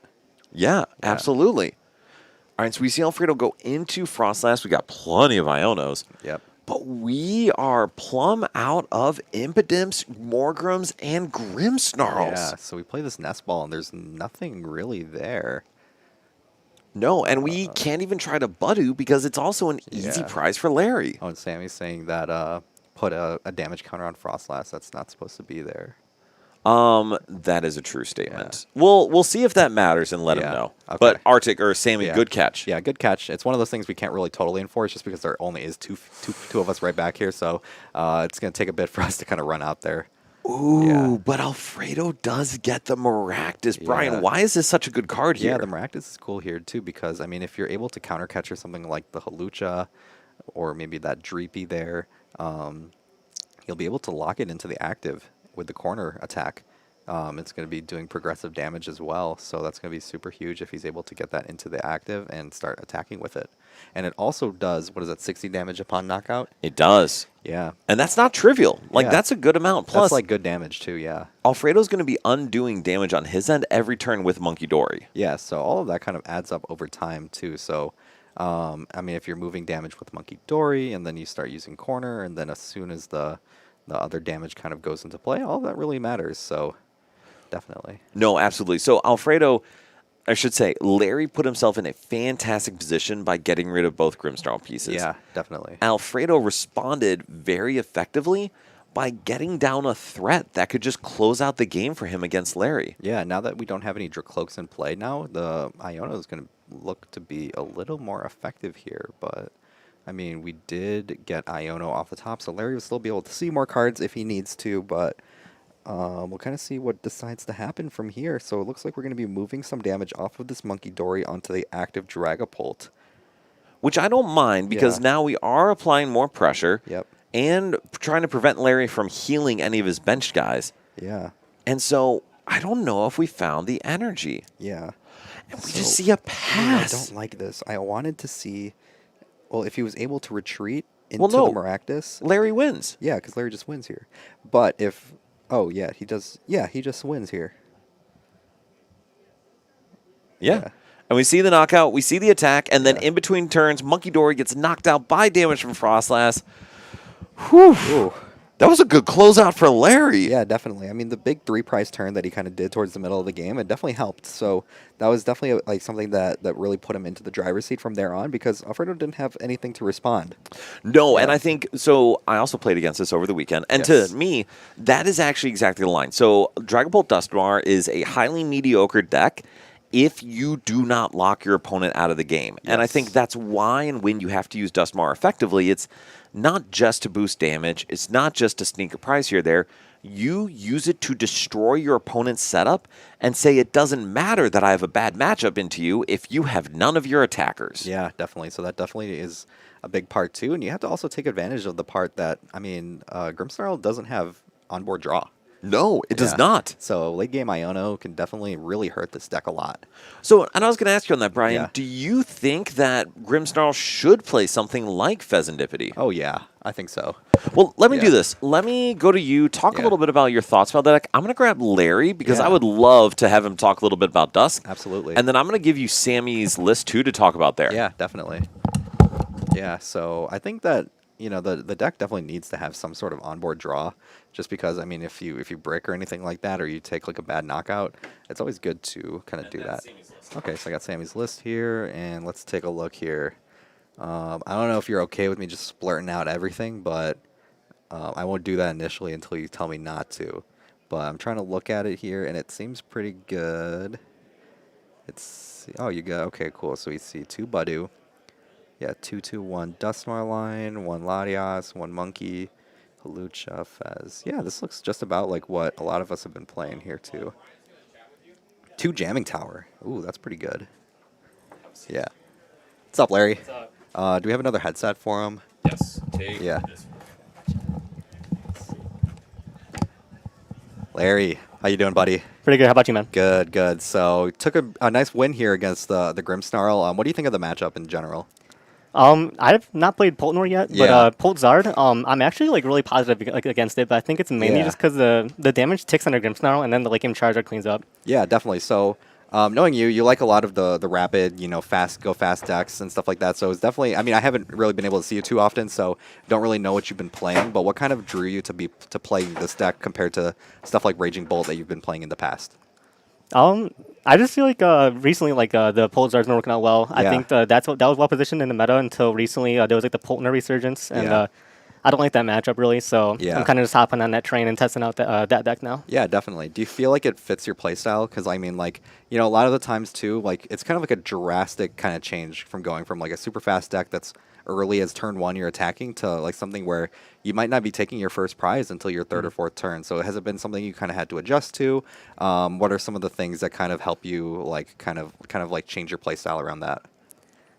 Just knowing that the Decloak draw engine is like really strong, kind of like knowing I could go slower with that, kind of go Yeah. wide, like more of like a slower build up. And I mean, going like odd prizes still kind of scares me, but the Phantom Dive and like cleanup damage is like really good to Yeah. kind of fix that. Yeah, definitely. Cool, cool, cool. So, something I've been trying to do too is trying to talk about, all our players going into the new season and see what their kind of goals are. So, I know last season, how did you do? Did you get any day 2s at any of the majors? Last season, I did not day 2 a major, Yeah. but season before that was pretty decent for Yeah, me. the season before that, I remember you day 2'd a couple events, and you Yeah. definitely did really well at the local events.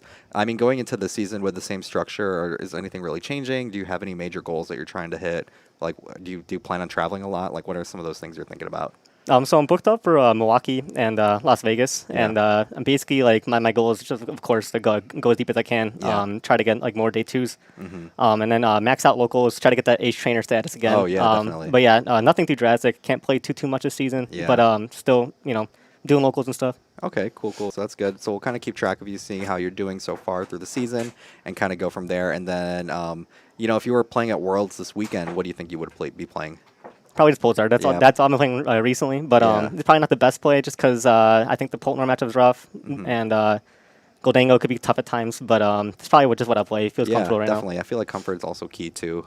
I feel like making like a brash sort of like meta call the night before an event could definitely be a little detrimental. But yeah, definitely something to do there. And then anyone you want to shout out here before we let you go for the next round? Shout out AJ Yeah, because yeah. I know he's probably watching right now. Yeah, shout out to AJ. Miss you, brother. So Yep. hopefully I can come see you guys soon. It's been pretty busy lately, so yeah, hopefully I can go see you and the whole Woodfield crew soon. So thanks for joining, Thank you, Larry, man. and then good luck with the rest of today. Awesome, thank you. Yeah. I'll take those from you, Yes. Larry. Thank you. Alrighty. Yeah, shout out to AJ. I was Yeah. at the Cup on Sunday with him. He ran Yeah. it very efficiently, very effectively, Yeah. and he even tolerated me being a little salty after my loss, but he handled it like a champ and Yeah, a I classy know. man. It's definitely happened to me in the past too, where I've definitely taken those really bad losses, and he's just a good dude. So definitely glad with, and I like the way he judges too. He's very fair with the way that he makes his rulings and stuff like that. So yeah, big shout out to AJ. No, I agree. He made good Yeah. decisions. He took into account game state. We had a judge call for something that happened in my game against Elias. Yeah. He handled it well and made the best decision in my mind. So Yeah, definitely. he did a good job. Yeah. Again, I was a little salty. Sorry, AJ, but Yeah. you did great. Yeah, Great decision I mean, making. I feel like too in our area we've got a lot of really good judges. I mean, like Michael's been doing really well as a judge too. Our buddy, Joe Storino's been doing a lot of judging lately. So Yeah. super cool to see a lot of the community kind of like move to judging and stuff like that. So super cool to see that. It is. Spoon Squad, in case Yeah. we didn't say it, thank you for being Yeah. the 1,000th subscriber. That's Yeah. fantastic. Yeah, very cool. Appreciate it, man. Pez, I have still not figured out what that last letter is in your name, but I will. And then Mr. Blanks, did you already talk about that feedback on Mr. Blanks? Not yet. I didn't get to the chance to yet. So, Mr. Blanks, Grimstarl's on a top deck. Brian, what are your thoughts on that? I think so I feel like at the beginning of like NAIC format, you could have definitely made the argument that it is a top deck, but I feel like with other stuff kind of running around like Goldengo, I feel like it kind of bumps Grimmsnarl down a little bit, but I feel like it's still pretty strong. I feel like though if you don't the no onboard draw thing is like the tough part for me. I agree, and I Yeah. completely agree. I do think one Fez is worth it, honestly. But Yeah. on my end, Mr. Blanks, I actually do think it is a top deck, and I don't know if this is the case because maybe you're a much better player than I am, which is possible. One of the things I run into a struggle with when testing these really high tier, like intense decks, is they are fragile if you don't play it perfectly. And we Yeah. see this with Gardevoir all the time. Gardevoir overall's win rate is Yeah. and there's usually not a ton of deck or Gardevoir that does well right around the bottom of day 2 or top of day 1. Normally, Gardevoir kind of bombs out or wins the tournament. And it's one of Yeah. those decks where the gap between the skill ceiling and the skill floor is so large that unless you play it perfectly, you're not going to get good data from testing. Exactly. That's part of the reason why I dropped the deck too. Because it's just a tough deck to play, and if you're going to be playing it to a major event for 9 rounds, you definitely need to know your lines, and that's definitely like one of the reasons that you kind of just have to one of the things that you have to really think about if that's something that you want to play. Yes, and I will actually say this too, with personally getting my butt whooped with Grimmsnarl over and over again, because I'm not making the best decisions. Like you Yeah. said, there's no onboard draw, so whatever Yeah. decisions you have to thin perfectly. And when I did not do that, I lost a lot. Yeah, that'll happen. Yes. So, Brian, I did come back here because I wanted to show off the lovely prize for this evening. Yeah. We have our lovely winner, Is that Pikachu. the winner card? Well, let's see It if is. The camera can kind of. Wow, there's green in that card, so the Yeah. green screen's not working. All right. Yeah. Well, everyone, I promise you it is beautiful, and I'll Yeah. just throw it up over here. Yes, And Pikachu. it does say winner on it. It does have the gold stamp winner. So Yeah. for those who played in the past with the League Challenge and League Cup promos where you would get the stamped first, second, third place, it's back. Yeah, those are cool too. Like I really like that's my favorite Ultra Ball that I have is the League Cup Ultra Ball. Yeah. Yeah, and I know like there's some like GLC staples that kind of have that too, like the Lucamine and like I forgot there's another. So Acerola, Yeah, Lusamine, Acerola, there's a ton There's a that bunch have of 'em, the yeah. like first, second, third, fourth stamp. Yeah. And so this one actually does have the lovely Iron Thorns, which won Worlds last year, in case Yeah. anyone was unaware. Ridiculous, man. Absolutely Definitely. ridiculous. But our players, we are going to have 4 rounds today. Our players are playing for a copy of this, which is scoring for like $200 right Yeah, now. I know, right? That's wild. It's Yeah. insane. I know. So crazy that that's gonna be what we kind of are playing for today. But it's cool though that there's something to play for a Worlds, I guess Worlds kind of watch party esque tournament kind of thing. Yeah, absolutely. All right, so then, Brian, like we said, we're going to watch Worlds tomorrow, and then Saturday, and then the actual championship on Sunday. Yep. So you said you would play, I believe it was Charizard. Yeah, If probably you were going to Worlds. Charizard or Dragapult Dusk. And I think those are great choices. Yeah. What do you think's going to do the best? Ooh, it's tough because I want to say Gardevoir just because of like the level of player that's going to be there. But it's so tough to say like what's gonna win because like I mean if you looked at like Worlds last year, I think Reggie Drago was like the most played deck, and I think it was the most successful. It was.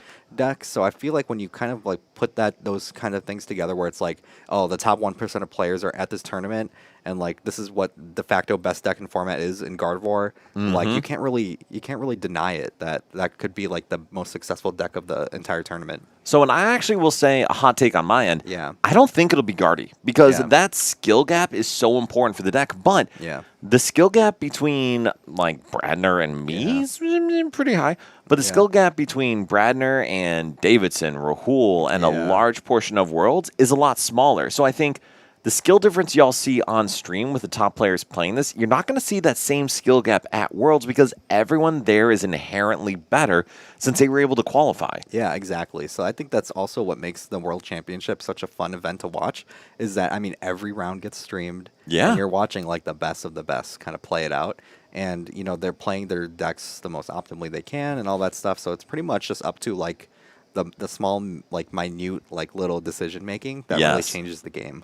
And draws. And I know it seems silly to say, I feel like that's where I knew I was a good player is when I was playing these top end players, the biggest differentiator on wins and losses was how we each drew. Yeah. Because to me, that says, all right, I'm playing about as optimally as possible. So if I outdraw my opponent and they play perfectly, I'll win. Yeah. And if they outdraw me and we both play perfectly, I'll lose. I'm okay with that. Yeah. Because I you mean, can't control that. There's certain things you can't control within the game, which is, you know, not the best thing about a game like this. But, I mean, if you're able to do everything you can't get too mad about the result from there. 100%. So, and as Spoon Squad had said this earlier, I should say, y'all should please like and subscribe. Like, Yeah. if you're on YouTube, like, subscribe. If you're on Yeah. Twitch, please follow us. Is there Yeah. any other things they're supposed to do? Probably not. I feel Okay. like those are all the main ones.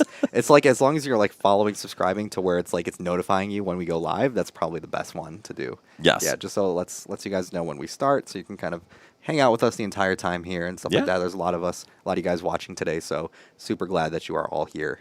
No, and I appreciate you all joining. It is awesome to have this kind of group. Brian, Yes. again, the more people that show up, the more likely it is we get to keep doing this. Yes. So, and I mean, we enjoy doing this. yeah. Yeah. And so we actually met with Norm this week to talk a little bit about like the stream, what's going to look like Yeah. going forward. And I mean, he was on board. He's Yeah. glad we're doing this. He's glad we're taking the time. We've got support to do it some days, just not today. It's fine. But Brian, is there anything going on that we should talk to stream about? I mean, how so? Like controversies? Oh, we could talk about that. We should talk Yeah. about our lovely league invitational. That hasn't been updated yet. Correct. So we're just going to put that away now. Yeah, but it's happening. It is. And we're counting the points. Believe us, we are counting the points. So Brian, tell us a little bit about the league invitational. What Yeah. is it exactly? Yeah, so for those who haven't really known too much about it, our invitational is a way for us to showcase our local players and give something for them to play for if they're not, going to be going through the entire regional circuit, IC circuit, going for Worlds Invite, anything like that. This lets them look forward to something every week to kind of play for, and we kind of round it out with a invitational event at the end of our, I guess, season. This is our second season doing it. Yes. So we had a fun little invitational event in June. In June, yes. Yeah, so it's something for them to play for. It's like an endurance race kind of thing. Like you get points for every round that you're playing, every week at locals. If you come to our challenges and cups, you can get way more points than that. And then if you do well at those events as well, you can even get an auto qualification to the invitational. So top 2 at a challenge, top 4 at a cup, you can get auto invite to our invitational event, and we got a lot of store credit going out for those. Dude, you laid it out perfectly. So, and I think for me, it's not just having something else to play for, but it's just fun to be able to compete and play and have something to play for in general, especially with your friends here. So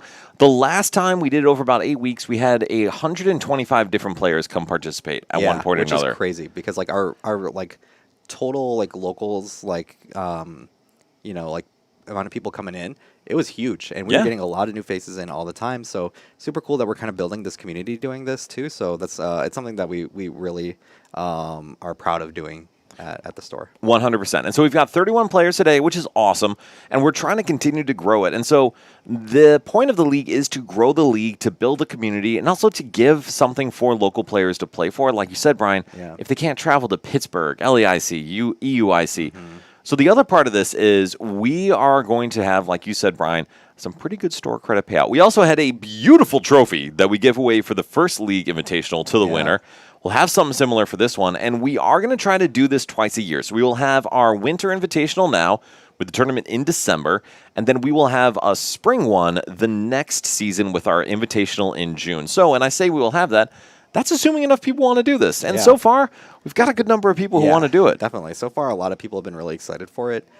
So we're really glad that everybody's been coming out to play week by week for it and all that. And it really gets more people in the store and more people playing, which is really great for us to see. Because I mean, maybe like a year ago, we were really just struggling with like trying to get enough people kind of in the store, kind of playing and stuff like that. I mean, we were having like decent amount of people, but we weren't having like you're not wrong. You're not wrong. We weren't having like the kind of turnout that we're having now, like the 30s, the 40s, kind of people. So we want to be able to have that much like in the store playing, just because I mean, the more people that are playing, the more interesting stuff that we get to see on our stream and all that stuff, and it gives us more people to look forward to coming in. So we're really hoping that it continues to grow and that people continue to like the Invitational. So we want to be able to make it better every season where that we're able to do it. Dude, 100%. Yeah. And like you said, we are here to play fun games. We are here to play Pokemon. Yeah. We want to be able to do that. So we're going to keep doing that. Yeah. And on that note, we do have our next round coming up here. Perfect. And we are going to have, oh, yes, perfect. We are going to have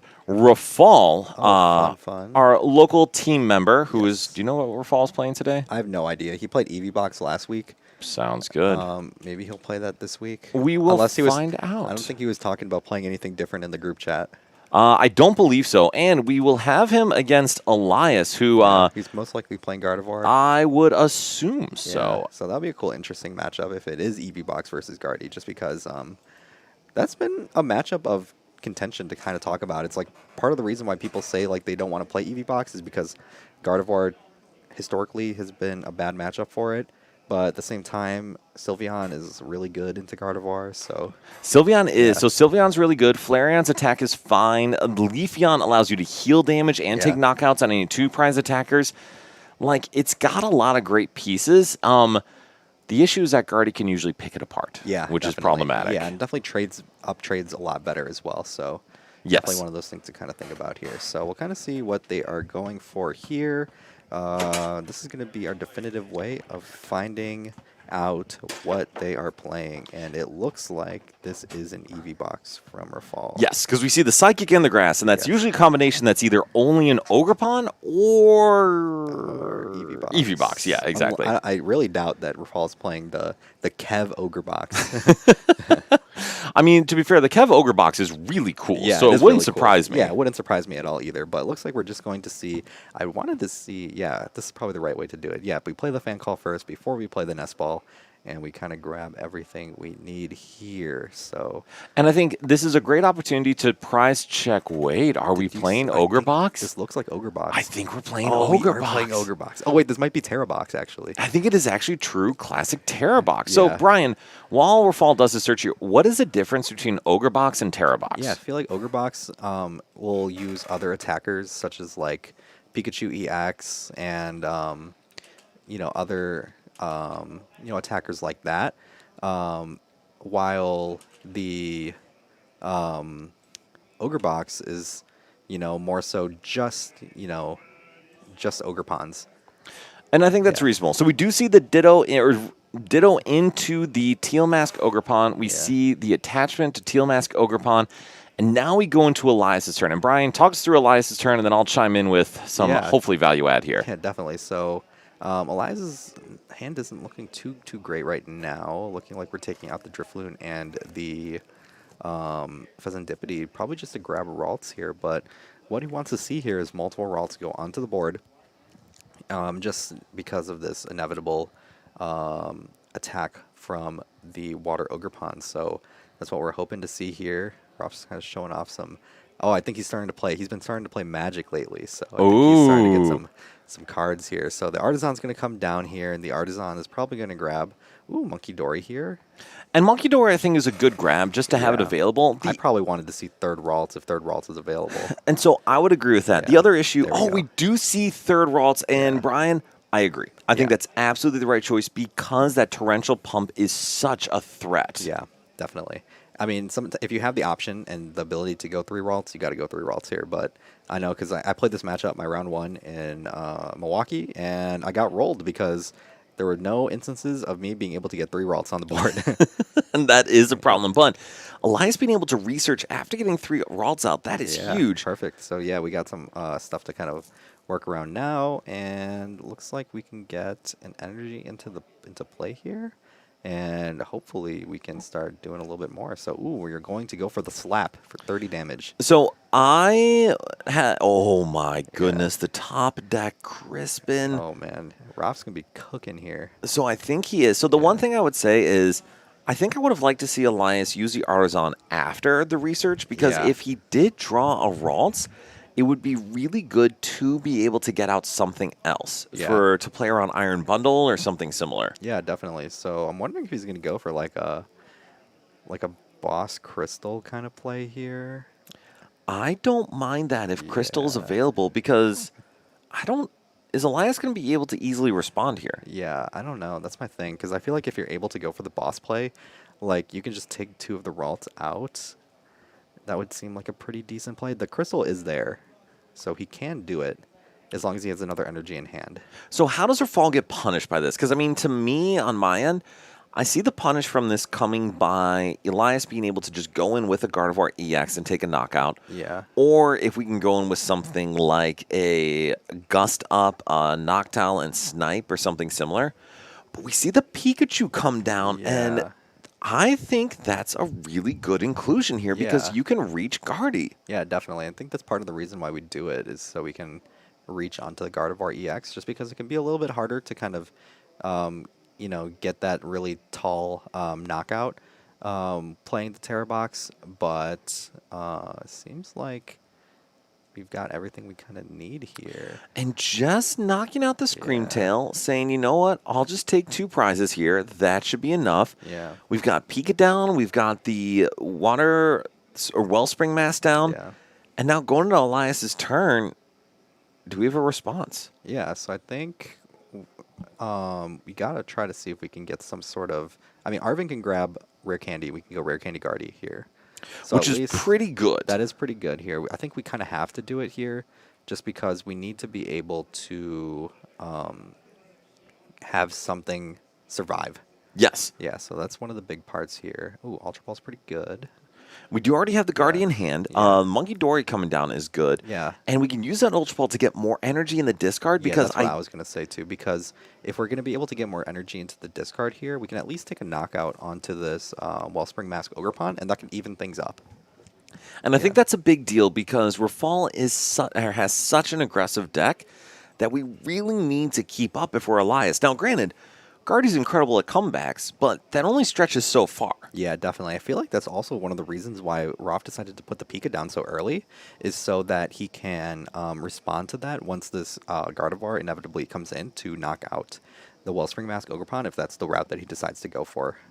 I agree, and the nice part is, because if Elias does go in with Gardevoir, we're going to have to attach at least 2 energy, and even if we Monkey Dory off 3 damage, that is going to leave 10 damage on Gardevoir, which I'm not great at math, Brian, but I Yeah. think that is exact math for Pikachu to reach for the one-shot on Guardy. Yeah, should be. So that'll be really huge here for both players now that they're going to be kind of able to go for their respective plans here. And so, what is Elias's plan this turn? Do we have? Apparently, we have the out if we're taking the rare candy here. Yeah, I think I feel like either way, if you don't have the knockout, you have to go for the rare candy play anyways, just because if you go for a Curlia here, I mean, who knows that Roth can just turbo out another like Gust or wait to snipe it with the Wellspring Mask. Yeah. Ooh, but it looks like Elias is going to be able to do something cool here. With the energy switch in hand, if we're able to get another Monkey Dory down. Oh, yeah, we can double Monkey. Exactly, and that allows us to heal all the damage off of Gardevoir EX. However, Elias only has 2 Psychic in the discard. Yeah, that's one of the tough parts here. So, I mean, if he doesn't find a way to get any more into the discard, he might have to energy switch that dark energy into the active in order to attack. That is It doesn't feel good. atrocious, Yeah. is I think the word I was Yeah, thinking of. Definitely. So the good news, though, is we can move this damage to Pika. You got to use the big dice. I think Raf. Thank you, Rafal. Rafal. Dude, Rafal is on his game. Yeah. So we can move this damage to Pika, which is great, because then we can set up for a knockout the next turn. Yeah. but we're still going to get one shot. And then are we Yeah. reliant on a candy, or are we going to go get a Curlia here? That's tough. I think we kind of have to go Curly here, but he looks like he's going for double monkey here, which doesn't feel good either because you don't have that third energy. And I don't know if Elias has a way to get third energy. So what we could see here is the Mind Bend. Yeah, the Mind Bend I wouldn't totally be opposed to. And that is what we're going to see. So, Brian, I mean, from my end, I actually think this is the best available play. Yeah, definitely. I think so too, just because it now forces Roth to find a different attacker to kind of go for here instead. And it also makes Roth, if he wants to stay aggressive, it makes him rely on a coin flip. So here's the fun thing, though. All Rafal has to do here is attach an energy to Fan Rotom, retreat the Wellspring, and then knock out the Monkey Dory. Yeah, definitely. Which, I mean, that's pretty good then, because we get to use our attackers efficiently, keep 2 Terra Pokemon on the board, and then even though you go on odd prizes, knocking out a monkey's really good. Yeah, definitely is. Yeah. Arctic saying she would maybe attach Charm. Yeah, Charm could have been good on either of the Monkey Dories, probably. I could also see that being pretty decent of a play.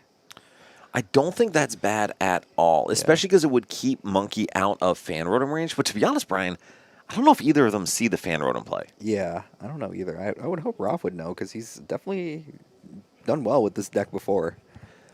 So he definitely does. And I think Roth's just debating what is the line here. But Brian, is there downsides just knocking out this monkey? I don't think so. Yeah, I feel like it's always good to just do that instead. But looks like we're going to play the Ultra Ball instead. And I don't mind that because I think it'd be good to get a Teal Mask Ogerpon down to draw. Yeah. That's one issue with this Ogerpon deck and any Noctowl deck. You don't actually draw a whole lot of cards. Yeah, you sort of just pick out the cards that you want at the right time. That's kind of like how you approach it. Which is wonderful if you only ever need 2 cards each turn. However, you usually need a couple more pieces. Definitely. Definitely. So, Raph is looking to grab something here. Oh, are you saying your Twitch is glitching, so you have to use here now? Well, you know, as long as you're able to hang out with us here, that's all that matters to us. So Sammy, we are happy to have you here either way. Yeah. So hopefully you're able to keep hanging out with us here. So. And so we do see Roth reaching for the Teal Mask Ogerpon, which I think makes sense. We want to draw, we want to get additional energy on our board because we have Energy Switch to help power up our guys. So that card obviously doesn't help if there's no energy on the board. Definitely. So, and it's also cool because I feel like Terra Box is one of those big decks that also kind of helps revitalize Energy Switch as like a card too. Besides like Roaring Moon, I know Roaring Moon did it for a little bit, but this deck definitely helped with it too. Same with Regidrago. It does, and I mean, weirdly enough, now Guardy and Grimmsnarl at times are playing Energy Switch purely for multiple Monkey Dories, which, dude, what a card Monkey Dory. I don't know if we saw it being as impactful as it is in the format. Definitely. I mean, it all really started with that NAIC last year where, you know, the double Monkey Gardevoir was kind of the thing. Yeah. And now it's just how many monkeys can you fit in the deck? Yeah, definitely. So, looks like we're going to grab Turo and Ultra Ball off of this Noctowl. I love this play. Why do you love this play, Dan? Because it is clearing off the Water Veil or Wellspring from the board. Yes. It allows Rafal to go into Fan Rotom, and it makes Elias's life so much harder to try to clean up multi-prize turns. Ooh. And Rafal seeing the Fan Rotom play to clear a monkey from the board. There's benefits to listening. Oh, it's so beautiful. And I'm talking quieter in case he actually was listening to me. Yeah, but I mean, super heads up play here to be able to go and grab that Turo here. And now we have the attachment for turn, and we're going to be smacking this Monkey Dory for a knockout here. And it's perfect math. And Brian, this is why they need to listen to us. Absolutely. And now we have both options here. We have both the Water Ogerpon, and we have the Pikachu EX to kind of facilitate the next 2 prizes here, which is huge. It is, and we have not used our Crystal yet. Yeah. So we can, in a single turn, go Crispin Crystal and do whatever it is we want to do. Yeah, definitely. So looks like Elias is, I think, eyeing up the Iono potentially.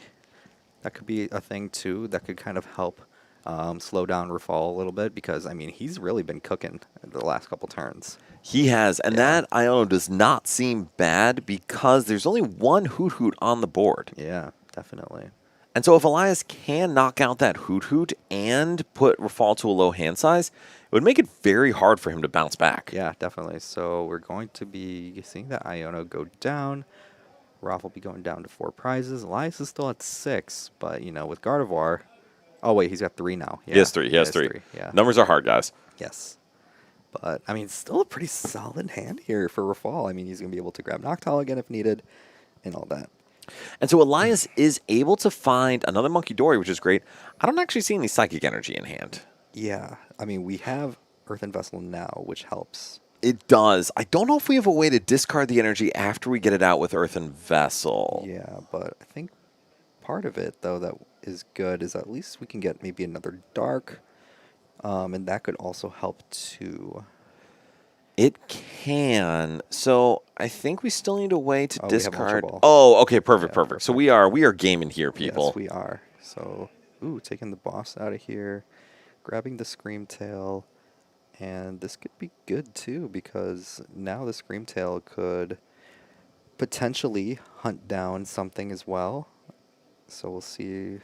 We'll put 5 damage counters onto the Gardevoir EX. We're going to put more damage counters onto the Scream Tail here.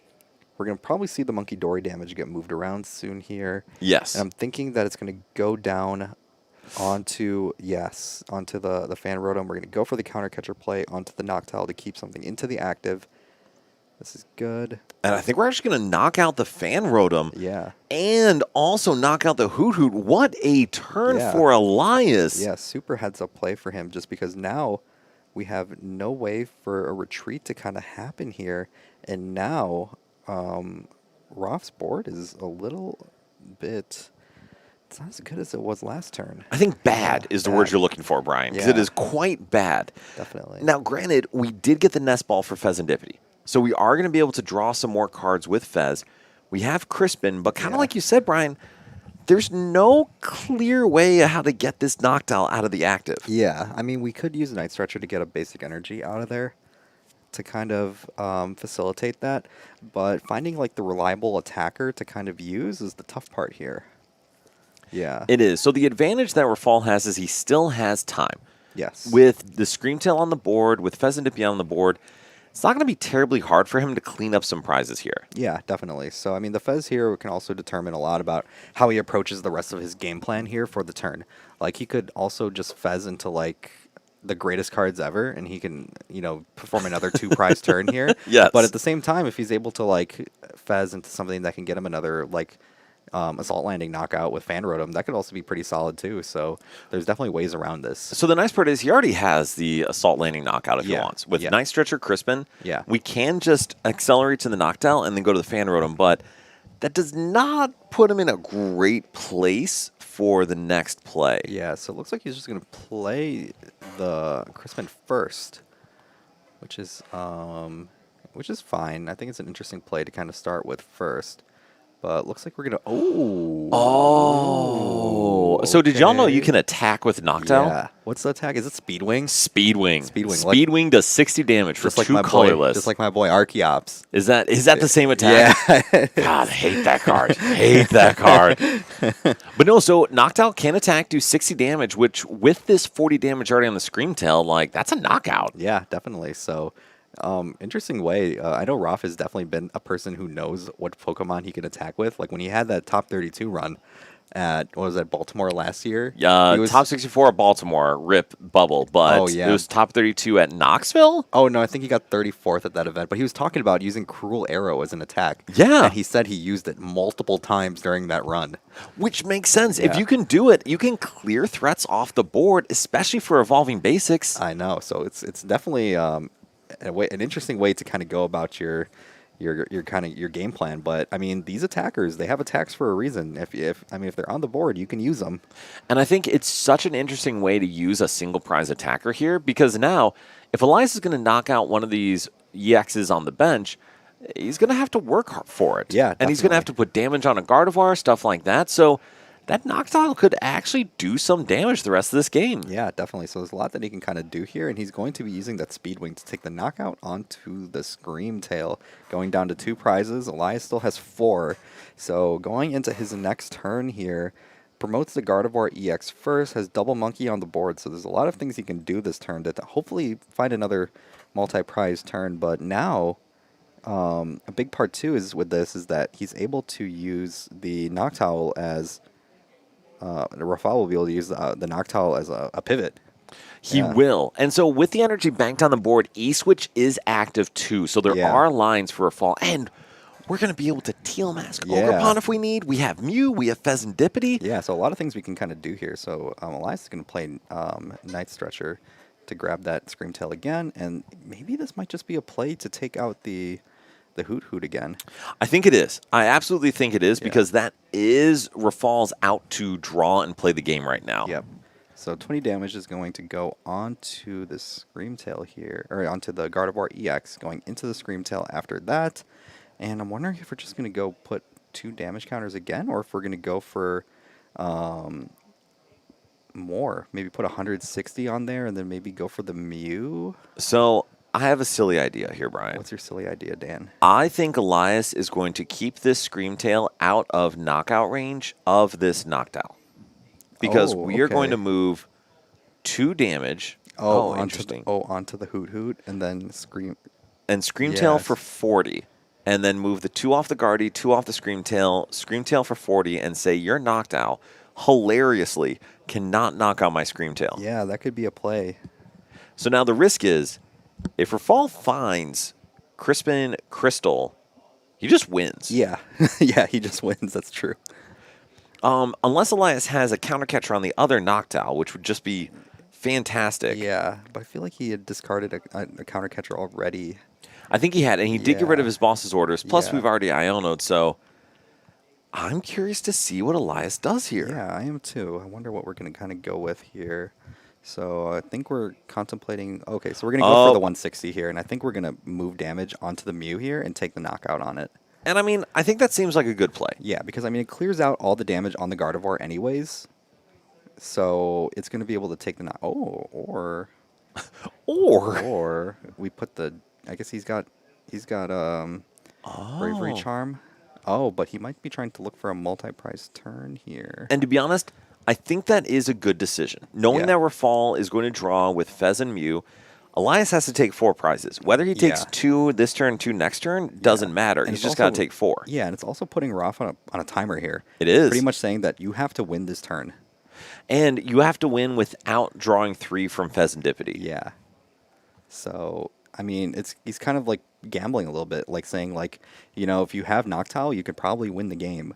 But at the same time, if you don't have Noctowl, you have only this turn to try to find Noctowl, or else you don't win the game. And he's just going to take a 4-prize turn the next turn. And I got to give Elias so much credit because this, when we were talking about the skill cap for Guardy, this is a play to me that demonstrates Elias knows how to win with this deck. Yeah, and how to close out a game. Exactly, because how you win, how you close with this deck is you have to win in a sweep. You cannot just go 2-2-2 because you are not good enough at doing that. But you can manipulate damage so effectively that you can close a game on a 4-5 whatever prize turn. Yeah, definitely. And I think it's the same with Dragapult too. That like, you know, you take the early L's on your turns, but you end up winning really quickly towards the end of the game.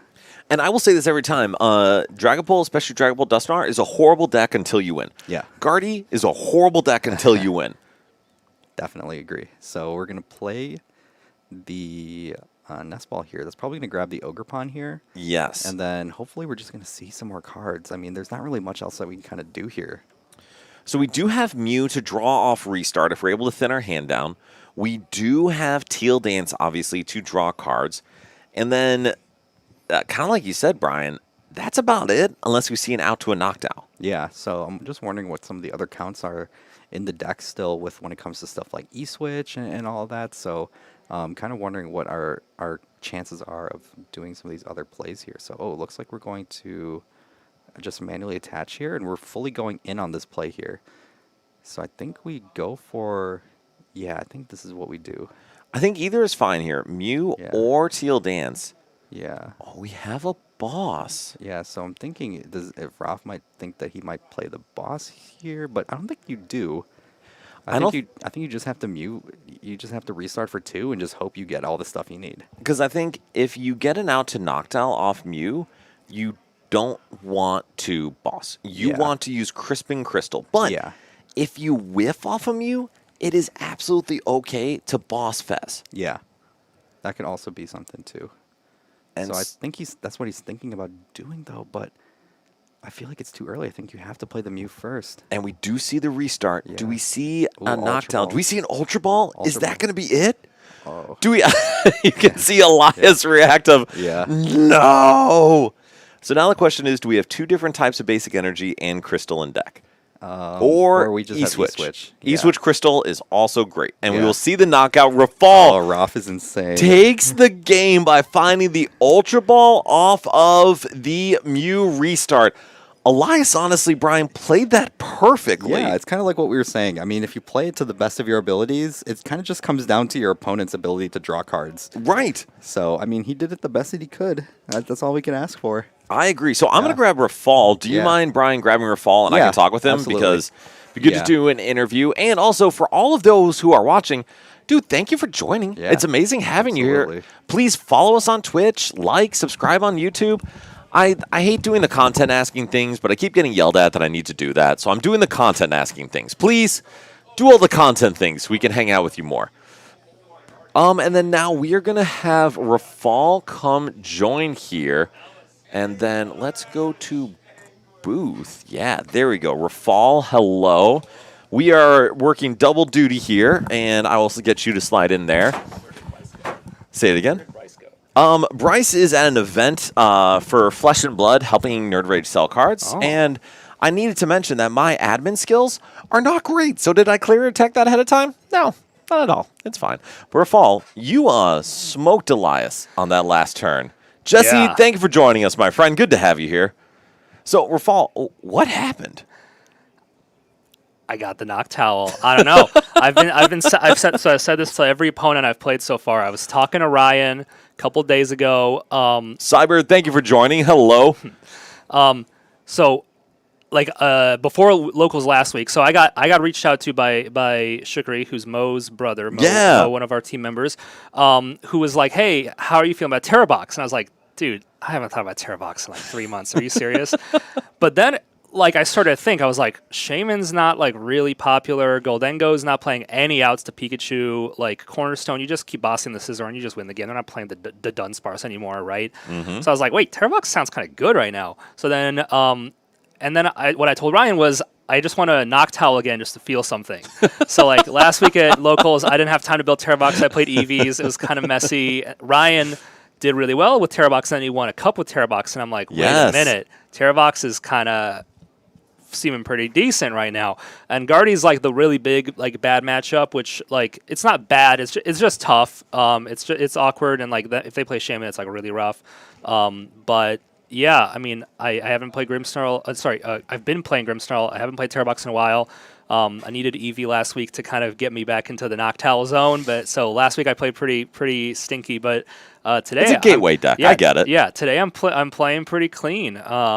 I mean, not that wasn't like the cleanest game. Like there was a turn like when I got mind bended, I felt like I had so many options. There was a point where I was like, I could double I could like Noctowl for an Ultra Ball. I did see your brain freeze and do restart a couple times of like, what do I even do here? There was like a world where I could like double Noctowl, but one of the Noctowls would have to get me another Noctowl, and then I could get a fresh Ogerpon down and just take 2 prizes. And I was like, I mean, I'm taking 2 prizes, but like that's my board. Like that's it, right? Like what do I do after that? And I was like, no, I'm just gonna go for the safe play, do the Rotom knockout, heal the Ogerpon. So it worked out. And then obviously there was like the big topic at the end. I made sure to like set my board up as well as possible for that kind of situation, just to like draw out of stuff. When I talked like that boss, I was like, well, that's awkward because like, he only had 1 psychic in the discard. He had a small hand. I was like, maybe I just like boss Gardevoir and like set up something else and like try to draw Noctowl the next turn. And I don't even know if he necessarily had game the following turn. If I kept Noctowl active, he would have probably did. He would have needed counter catcher, I think. Because if he knocked out the Latias, we would be at even prizes. He'd also gotten rid of his boss earlier in the game. Yeah, so I don't know necessarily if he would have won, but I almost went for like the really safe play. If I hadn't drawn to Ultra Ball, I think I just would have like Boss Guardy and like just punched it or like sobbed it or something, and like forced him to do something. So actually, I would have said I think bossing Fez and solving that would have been the move for you. That's much more correct. Yeah, Okay, yeah, yeah. cool. Glad we aligned on that. Yes. And him doing like the half knockout on Latias was really smart because Yes. I was super ready. I was like doing the math. I was like, well, if he just knocks out the Hoot and spreads some damage, I'm just gonna sob the Screamtail. And there's just not enough damage on the board, and I'm just going to win the following turn. Like, that was my plan. And then he, like, actually put enough damage on the Screamtail that if I sob it, it dies. And then he put damage on the Latias. And I was like, ooh, well, that's actually, like, pretty tough. I need Noctowl pretty quick. But I obviously worked out. It's a tough deck to play, both Guardy and Terrorbox. Yes. But I was able to pull it out. It's definitely not an easy matchup, and he definitely made it, like, really difficult. Made me have to, like, play out of some really awkward positions. But yeah, I really enjoyed Terrorbox. No, and Lumen, thank you very much for watching. I will say this is one reason why I love doing the stream is it's all local people, but dude, we got some great players here. So you see some really good matchups and really good games, and when they are not, we are happy to provide feedback on what they need to do differently next time. So Rafal, with Terrorbox, Brian and I were talking a bit about Worlds and what things could look like tomorrow.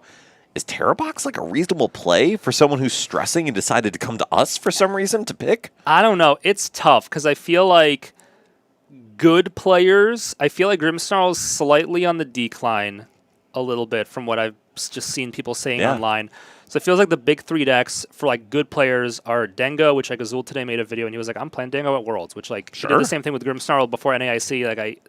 Azul is like a player I look up to partially because like he's not afraid to just be like, yeah, this is good, I'm gonna play it, and then like he just does well with it, right? Like he just shows that like skill is like the ultimate thing at the end of the day. Like you build your deck, you have skill. Like it doesn't matter if your opponent knows what your deck is, right? Like Elias just now is like, oh no, you're playing Terrorbox, and I'm like, it's a bad matchup, dude, but like he knows that like I'm pretty good with it, you know? Yeah. So like that skill really matters. But like I think the big three decks to like that the good players are gonna gravitate towards is like Pult, which Terrorbox is really good against, especially now that they play Neo Upper and they're not playing Unfair Stamp, right? Yes. And Air Balloon is more effective than Rescue Board. Not that like there's a lot of situations where they could stick something, but like it is better.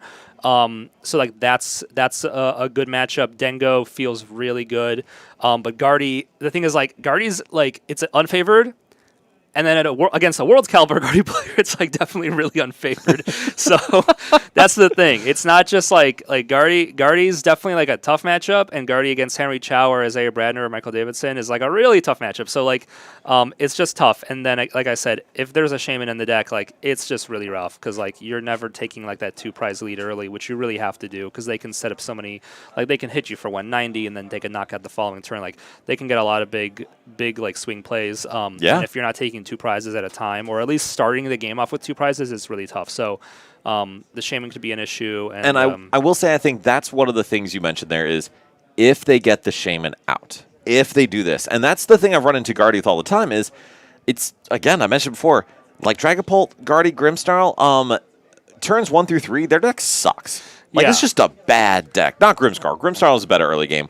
But if you are playing a deck that is hyper-aggressive, that can take advantage of that, you can stop Guardy from ever being able to set up. Like if Elias wasn't able to get 3 Ralts down, you could have absolutely destroyed his board and run away with the game. Yeah, I mean, I had like literally like the textbook turn 1. Like I didn't even have to retreat. I just had the Latias. Like everything went really smoothly. So like, and he said himself, like when he played against Ryan, I think in the finals of the Cup or top 8 of the Cup or something. It was Ryan, finals, but yes. Yeah. So and Ryan was able to like turn 2 like boss knock out 2 Raltses, and I had that going into my second turn until he got a 3rd Ralts, which like meant that he had to artisan for a 3rd Ralts instead of like a Monkey Dory, right? So like it forced him to play a more difficult situation. But yeah, like something like the Shaman would have helped. Do you play Iron Bundle, by the way? I do not. So, and that's the reason I bring this up, and I think we're getting pairings in a minute or two here. Probably. I'm managing the stream game. So thank you. I'll keep an eye on it. I appreciate that. So Rafal, like we said, on the team, brilliant member of the team. Very happy to have him here. So round 3 is still up. We're good. Yeah, we're good. But so one of the things that I noticed there is if Elias had not hit the 3rd Ralts, if you had a bundle, you just win. Well, like you could boss 2. Yeah, I would just go like Noctowl for Crystal Boss, attach return, and like knockout. True, but that's no fun. No, bundle would be good too. Yeah, I mean, Bundle's like not a bad card. It's just another Gust. Like my deck's playing 4 Gusts right now. Like one of the bosses or the counter catcher could be a bundle. Yeah. Like Monkey Dory is annoying because it having 110 HP means Yes. that like like alleged. Apparently the strategy might be to like hit it for 100, and then like do the snipe the following turn. They don't get Pheasantipity. They can't IO you. That doesn't seem great. Yeah, I don't know. I don't know if I'm a fan. That was like the theory during Milwaukee. It didn't work very well for me. No, that's fair. I don't know if I agree. But regardless, it makes sense. And I think Bundle can be good. And also, I did want to compliment you on one play you made, the Fan Rotom knockout on Monkey Dory. Like, it is, for y'all watching, there are 2 plays. One is that Fan Rotom knockout on Monkey with the Turo of the Wellspring Mask, I thought was so good. Because like you said, you could expend all your resources, use all your Hoot-Hoots, everything, and put yourself in a rough situation long-term. Or you can undo some of Elias's pressure from trying to set up that like long-term knockout, and at the same time advance your board state. So I just want to say great play on that, and also great play using Speedwing to take a prize. Yeah, when he brought up the Noctowl and I got Crispin, I was like, all right, like because my thought was like when he knocked out the Rotom, I was like, well, I could just get another Rotom, right? Because I have a second one and just put an energy, and I could like Crispin an energy to the Noctowl. But then I was like, well, what's the point? Like, yeah. Now I'm counter catcher proof. I have 2 energy on the board to like E-switch. Like, I don't know, I'm chilling. It was pretty cool. Speedwing is always. I haven't like done a knockout with Splup, but there was a when that Screamtail was at 80 HP. That was a Splup. That was a Splup would have worked. Yes. Well, Rafal, thank you very much for joining us. Appreciate it, man. I will let you get back to your rounds and send up stream and all. And then, Brian, can you get the names and stuff going up there? Yeah, we have a question for you, though. Yes. Do I off camera or? Yeah, talk to, all right, sounds good. I will let Brian get us rolling on this next one while I talk to Eli. Yeah. Senior.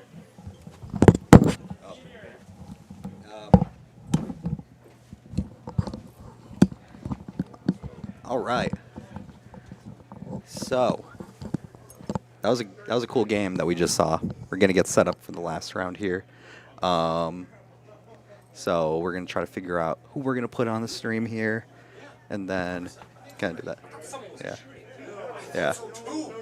Yeah. I just didn't know how to put it on there, so how to set it up. No, like yeah. So. Rafal, do you have setup on that covered?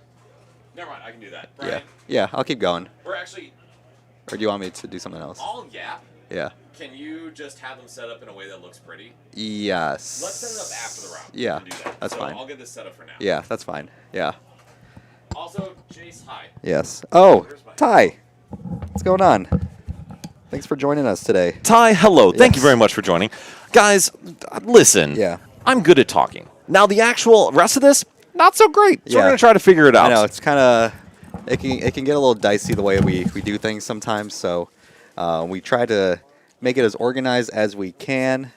So we are trying to get everything going here. Let's see. Living saying only time we played Guardy versus Terrabox. Shaman got prize both games. Yeah, well, I played Terrabox in Milwaukee. I played Guardy into Terrabox. I got absolutely rolled. Yes. Yeah. So for those who are like, guys, can you get your crap together? Yeah. We can sometimes. We can sometimes. But right now, the reason we're not is because you guys are going to see a certain player here on his birthday. Yeah. But it is Junior's birthday here today. And, man, we want to celebrate our local players, so let's celebrate our local players. Absolutely. All right, and so we are actually going to see a really interesting matchup here, Brian. So it's your favorite deck versus my favorite deck. Oh, fun. It is Charizard versus Dragapult. Yeah, so it's going to be interesting to watch this matchup when it's not you versus Bradner. That So is very I wonder true. how different the play might be. Well, I should also stress one thing here, too. This is Dragapult Dusknoir. Yeah. That is very different than straight Pult. Yep. So let me see if we're good to play. Yep.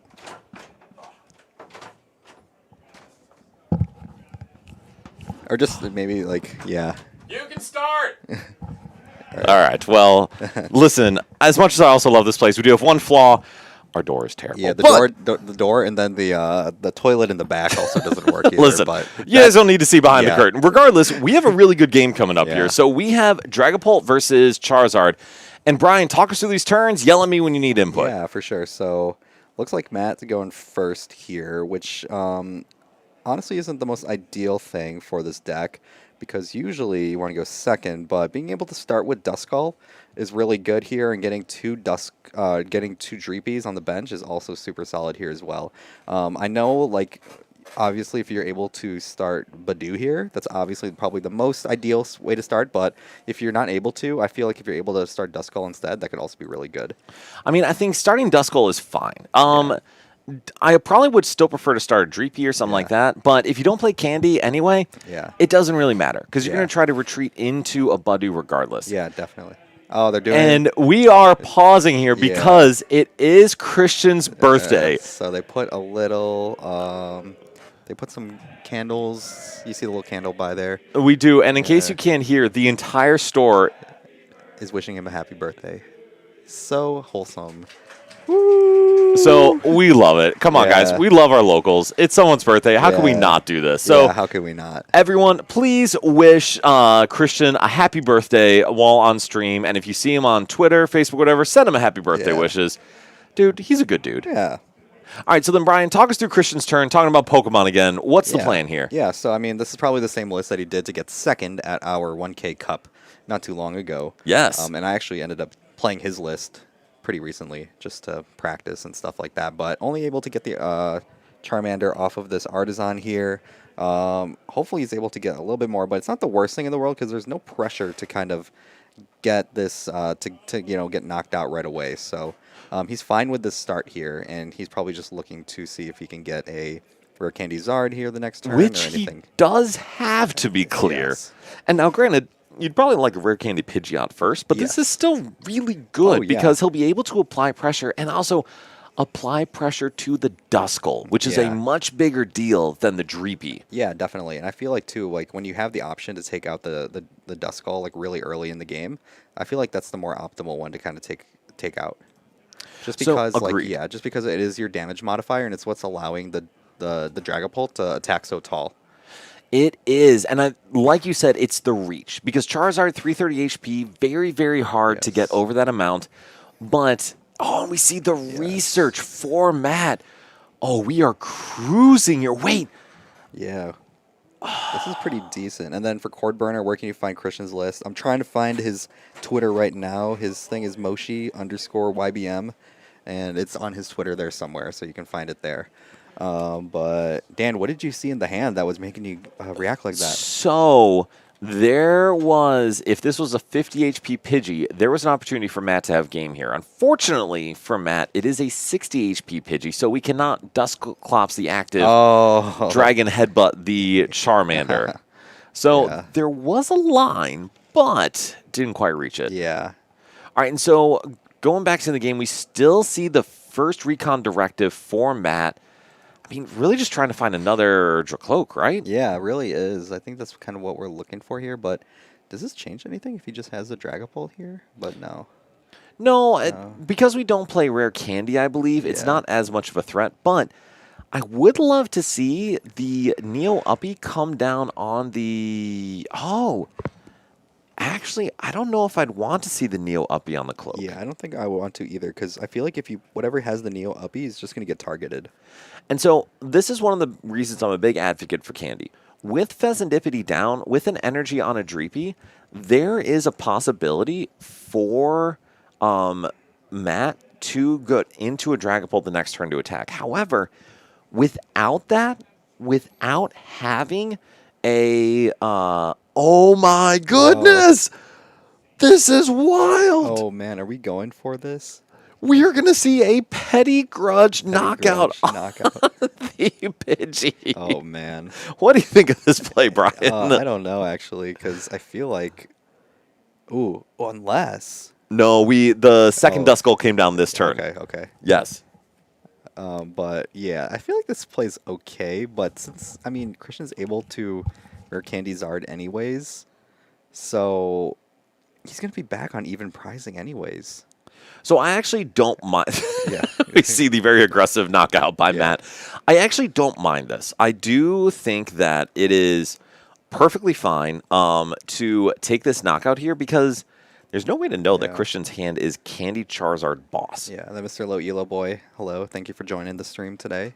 Awesome to have you here, sir. Thank you. And so on Christian's end now, that Buddy Poffin is a huge deal because now we have a board. Yeah, we have some Charmanders here now. We got Rare Candy Zard here, which is also huge.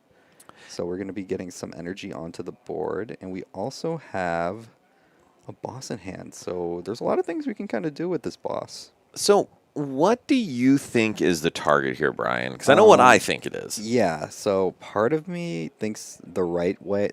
So if you ask me, I feel like the correct response is probably Boss or Cloak. But the inner demon inside of me tells me to knock out the Pheasantipity. So Yeah. do not listen to your inner Yeah, demons. I'm Fight not. them because knocking out this cloak is Yeah, it's absolutely the right choice. Yeah, it definitely is the right way to do it. So, yeah, good on Christian for taking that. So he is able to get the knockout here and is going down to 4 prizes compared to Matt's 5. Yes. And so now on Matt's end, it looks like we actually had prize 2 Dreepy because we had not used that Buddy Poffin for more Dreepy. And that Yeah. is problematic because now we need to find a way to get back into this game. Yeah, definitely. So looks like we have a lot of cards in hand here. So I'm wondering the way he's going to kind of go about this now, just because there isn't really that much immediate threat here that we can take any sort of knockout with, just because the Neo Uppies Dracloak got knocked out the previous turn. So it looks like we can maybe just try to further set up this Dreepy to a Dracloak and then put another Dreepy down. That could be a possibility. And I think that has to be the move. Like, we need to reestablish our board, and right now, having just one Dragapult piece is not enough. Yeah. And so we do get another Dreepy down. Wait, did we have more Dreepy in deck? I think we just had that one that I saw. So did we just Artisan for the Dreepy? I think so. Why? We had a Buddy Poffin in hand, I Yeah. thought, Brian. I don't know. Yeah. I am confused. Yeah, we did search that from the deck, though. Okay, well, Yeah. here we are. What do Here I we know, are. guys? Yeah. And so we do have a Dracloak we could evolve, and I think Matt really just wants an Iono at this point. Yeah. I think he has one in hand. I think he did draw one off of the flip the script. And yeah, there's another Dreepy in hand. So Brian, what did we miss? I don't know what we missed. Did we get distracted by the birthday song? We could have been. It could have been. All right, so guys, Yeah. lesson learned, if you're at a regional, do not sing happy birthday to your opponent. It will be very distracting. Yes. All right, so then Brian, walk us through Matt's turn. How does he respond? Yeah, it looks like we're just going to keep flooding the board with some more Dreepies and just kind of take it back from square one, where we kind of just hopefully try to draw a little bit more and then maybe play this Iono to kind of lower the amount of cards in hand. Yeah. And even though Christian's hand was clearly not that great, it was strong enough where I don't think there's anything wrong with disrupting this. Yeah. And regardless, we got multiple energy down. We have a Dracloak down. I'm going to be straight, though. Having the extra energy spread, it doesn't matter that much if we can't go straight into a Dragapult next turn. Yeah, definitely. So that's kind of the main thing is just like, I mean, Christian already hit that 4 prize mark, so I think he's okay right now. But I think he wants to kind of further his lead a little bit more, just so by the time that this Dragapult does get set up, that he'll be able to at least do some more damage from there on out. Because, I mean, there's going to be some multi-prize turns coming out in the next couple of turns, so we got to be careful for those. I would agree. Yeah. And so we do see Christian draw. I can't quite see his hand, but Matt, the other issue coming out of Matt's turn is that Duskull is in the active. Yeah, definitely. And that's, I mean, it's like what we were saying, that's going to be your other damage modifier, so we got to be careful with that. So it looks like we're going to play the Buddy Poffin. We don't have any other Pidgeys that we can put into play at the moment. So I think we can kind of just have to be content with just this board state here. Kind of want to see what else he has in hand here before we do anything else. And so I think Christian was saying in the last turn that he had a Super Rod in hand and declined to play it to get a Pidgey back Yeah. out, which is not ideal, Yeah. but we're still fine. Yeah, we're still fine. I think we're still okay in this position here. I mean, we have 3 prizes already here. So And I mean, there's 3 prizes, and there hasn't been any sort of Phantom Dive yet, so that's something to kind of think about. And the other thing to kind of think about is even at this stage of the game, since there is no Pidgeot here, I don't even know if it's even worth playing down at the first place, because that just seems like a free prize you're giving up. We do play rare candies in the list. Okay. Okay, that changes things. Matt, you are a man of culture, and I like your list. And so we do have an out now where we could Phantom Dive, and if we have an out to Hawlucha, we could Iono to 3, Hawlucha, knock out a Charmander, and hit into this Charizard, and suddenly we're in a really, really good position. Yeah, definitely. So, just want to see how we're going to approach it, though. I think we have to play the Iono here first. We can put down Monkey Door if we want, but we do have to Iono. Yeah. And so that puts Christian down to 3, Matt Yeah. down to 5. And so what does Matt need here? Ultra Ball can grab that Hawlucha if he does play it. Doesn't feel great to take out, like, maybe he's taking out Iono Research. Ooh, double Research is getting discarded here. That's probably better because you definitely want the disruption for later on in the game. We got to see if we have the Hawlucha. The Hawlucha is in the deck, so that's what we're going to look to grab. The one thing I would say here, and I think this is a sequencing thing, we have not used Flip the Script yet, correct? We have not. So I probably would have liked to see Flip the Script in order to get to a point of finding either another out to a Pokemon, an out to a Dracloak, or the Hawlucha, because then we can save that Ultra Ball to get whichever one we don't draw. Yeah, definitely. So with this commitment here, there's a chance we miss the Hawlucha, and I don't know if it's catastrophic per se, but it seems like it would be a big deal to be able to knock out one of those Charmanders. Yeah, absolutely. So, I mean, I understand that we kind of go for the Dracloak here, but at the same time, I really like the idea of just grabbing the Hawlucha. I would agree, but do we Yeah. find it anyway? Ooh, We do don't. not. We don't, unfortunately. And, I mean, if we get to a point where we play that other Charmeleon, the one with the Flame Veil ability, then Matt might not be able to touch the Charmanders from the rest of the game. Agreed. And so Yeah. I think now with this, we have to spread out our damage 3 and 3. Yeah, definitely. Or put it all in the Monkey Dory, and that doesn't feel great, Brian. Yeah, definitely doesn't. But, I mean, one thing with Dragapult is that, I mean, we've seen it fall behind like this before. The deck's definitely able to do what it wants here. So it looks like we're just putting all 6 on one of them. So kind of see how we approach it from there. We have a Zard in hand. Well, so now that Flame Veil Charmeleon is a lot worse. Yeah. Because with that 6 on there, Christian has to hit into the Dragapult. Matt's going to be able to Monkey Dory that damage over and clean up that knockout. Yeah, so I think that's why he's looking at maybe using the other one instead. And He's I got think that both would be the right Charmeleons. choice. There's both Charmeleons in the deck currently. Obviously, if he had Rare Candy, he could just put Zard out. That's obviously probably going to be the more optimal. But we But- don't. We have Ultra Yeah. Ball, Pidgeot, Charizard, and then Max Belt in hand, which that Yeah. Max Belt is really good. But Just not right now. nope. Yeah. Because Matt, like I said, the deck is terrible until you win. And we are Yeah. currently still in the our deck is terrible phase Yeah, for Matt. absolutely. So, tough here. Looks like we're going to get rid of the Max Belt to grab Charmeleon, maybe? Ooh, we're going to get the Flame Veil one on, put it on the other one. So I think he's okay. Christian's okay with losing the 3 prizes to those 2 Yes. and hoping that the Charizard that he has in the hand will clean up the rest of the game here. And I actually think that was a great decision by Yeah. Christian to protect the clean Charmander. Yeah. Because it prevents Matt from doing a complicated play here, Yeah. So, going to be swinging for 210 here. which is pretty good. Yep, and then looks like we are going to. Ooh, let's see what we're going to end up doing here. We're going to put the Luminous Energy down here. So, Brian, what would you Yes. like to see Matt do here? I want to see kind of like what you mentioned earlier. I want to see the Monkey Dory Adrenabrain onto the Flame Veil Charmeleon. So I'm actually going to say something different. Oh, what are you going to think? We have a counter catcher in hand. We do have Counter Catcher in hand.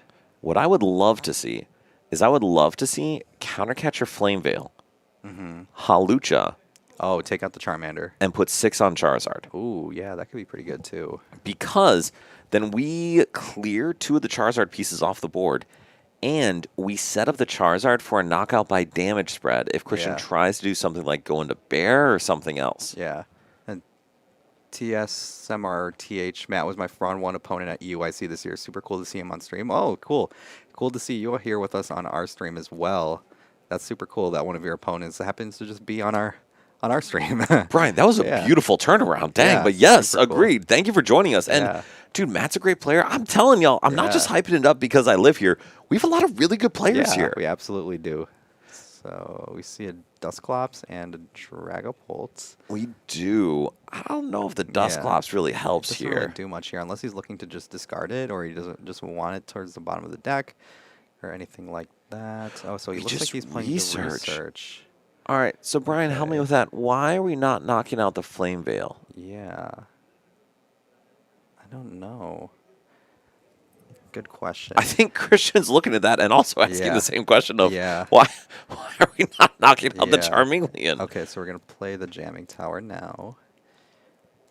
All right, and so the reason I raise this as a risk to everyone is because if Christian does evolve up that Charmeleon, that means there is a 330 HP 2-prizer that we're going to have to try to get through from Matt's end.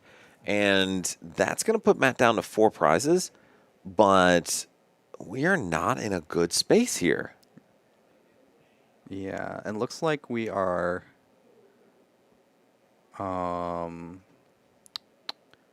looks like we're just gonna put it in there. Oh, Corborner couldn't find Christian's Twitter. Should be Moshi MOSHI_YBM. That should be his Twitter page. I don't know And if we can so, post it in the chat. and I think Matt thought he could knock out the Charmeleon through Flame Veil, and that Yeah. is catastrophic. Yeah, that's huge. And I mean, he's going to be able to play Charizard here, and then he's going to be able to play Iono right after, which is huge. That is. Now, are there Fire Energy in deck? Hopefully. There yeah, are. There's at least one, which is all we kind of needed. That is. And so now here's the issue for Christian, or excuse me, for Matt. Christian's hitting for 300, which Yes. means that if he is able to find an energy for Monkey Dory, this game is all but over. Yep, so we're going to get the 3 here. Iono. Do we see the Monkey Energy? We do if there is a dark in deck. There should be. And I think guys, Matt's got 2 prizes left, I think. he does, but guys, that's going to wrap up game because now Christian's hitting for 300 with Charizard. We can move that 30 damage to any Dragapult that Matt tries to hit with, and that's game. Oh, Picnic Basket. I feel like that was the worst of both worlds, Yeah. but that's okay. It's fine. okay. It's fine. It's fine. Yeah, I mean, just needs Boss, I think, to win. Well, Or you could just knock out anything, as long as it's not Dragapult. so that's the issue. Yeah. Christian can knock out Dragapult if Matt hits. Yeah. So what we actually need Matt to do here, Is, I'll tell you if you don't know. yeah. Mind bend. We need to mind bend. We have to confuse this Charizard because if we do not confuse this Charizard, that is game. And so I am confused why Matt went into the Dragapult and not into the Monkey Dory to try to Yeah. mind bend here. But unfortunately, if we gust off this Monkey Dory, then Charizard just one-shots Dragapult. Yeah. There's like no winner here. Right. Well, besides Christian. Well, There's no way to win. that's a good point. Yeah. We do still have a winner, people. Yes. The winner is just decided Yeah. prior to this decision. All right, so then, Brian, what else would you have Matt do here? Oh, it's just tough because I feel like if we just like rearrange the last couple of turns, then the game is just much different. Yeah. And so for everyone watching, this is why we give this feedback. Because to be honest, like Matt had pretty good sequencing. Like he played pretty well. The early game was good. Yeah, but there were just a couple decisions that put him in a hole here. And there's no great way to get back around it. Yeah. All right, so we see the Hilda, which unfortunately does not get there either. Yeah. This is a tough spot. Brian Yeah, is we've been yawning as much saying- as I am. It's been a Yeah, long day. It's been But a long day. so if Matt had gone into Monkey Dory, then game would have come down to a coin flip for Christian because we could attack, but if we flip tails, Matt could have been in a position to still win. However, now because of how this board is set up, there's no way for Matt to avoid losing unless he passes into Christian. And that's not going to win him the game either. Yeah. It's kind of tough here, but I think he might just have to just Phantom Dive and then just take it from there. Looks like I think Matt might recognize the Does he see the writing on the wall? he might see the running on the wall. Oh, and I got to keep updating these prizes. Yeah. So Matt is down to 2. Christian is down to 1. And yeah, I think Matt's just like walking Yeah. it through mentally of Oh, looks like he's see the going counter for catcher? Counter catcher play. knockout Yep. and then knockout in game. Yeah. All right, so Christian on his birthday, close to Yeah. his birthday, goes to Yeah. 4-0, takes the win. But luckily, everyone, we've got another match for you. Yeah, we got one more game here, so it looks like it's going to be closing out soon. We got Christian on the Raging Bolt against Fredo on the Grimmsnarl again. So Yes. it looks like we see a Noctowl getting cornered. Which is one way to win the game. And I will Yeah. say, Brian, there are multiple win conditions in these decks, and this is a very legitimate win condition. Yeah, corner. I mean, Tord played it. That is true. That's got to say something. Yeah. I will say, Mr. Elo, you're absolutely right. We also Yeah. had some feedback on how Yeah. Bull played that. But I think corner's so strong because it gives you more lines to win the game that you may not have otherwise. Yeah. And I So really things- need to stress, otherwise is exactly what's happening for Alfredo. Yeah, definitely. So see the Frostlass come down here. Corner is going to be played again, and then the Noctowl is going to go to 405 actually because of that, and then everything else is going to be putting damage counters onto it now.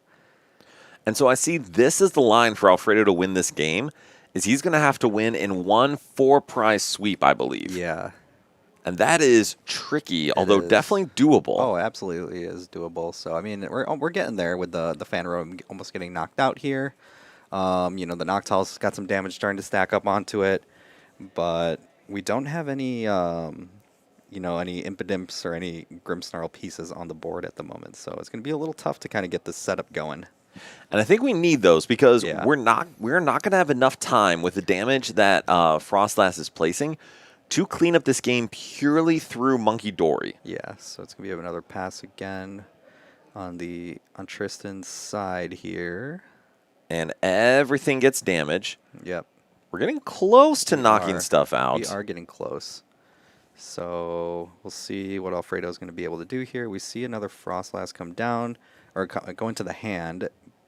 But we see getting kind of... So we see the Arvin for Super Rod. So this is actually the turn where Alfredo needs to get an Impidimp down Yeah. and Grimmsnarl next turn in order to close out this game because we'll be able to take 3 prizes on the Noctowl, Fan Rotom, and then we need to take a 2-prize knockout with that Grimmsnarl. Yeah, so we're going to see the shuffle come by, and then we're probably going to search out that Impidimp from the Spike Mute Stadium, unless he has something else he can use here. I would assume we see the Impidimp. Yeah, We got to see the we Impidimp, gotta right? see it, right? Because we have the rare candy in hand. We don't want to play anything else.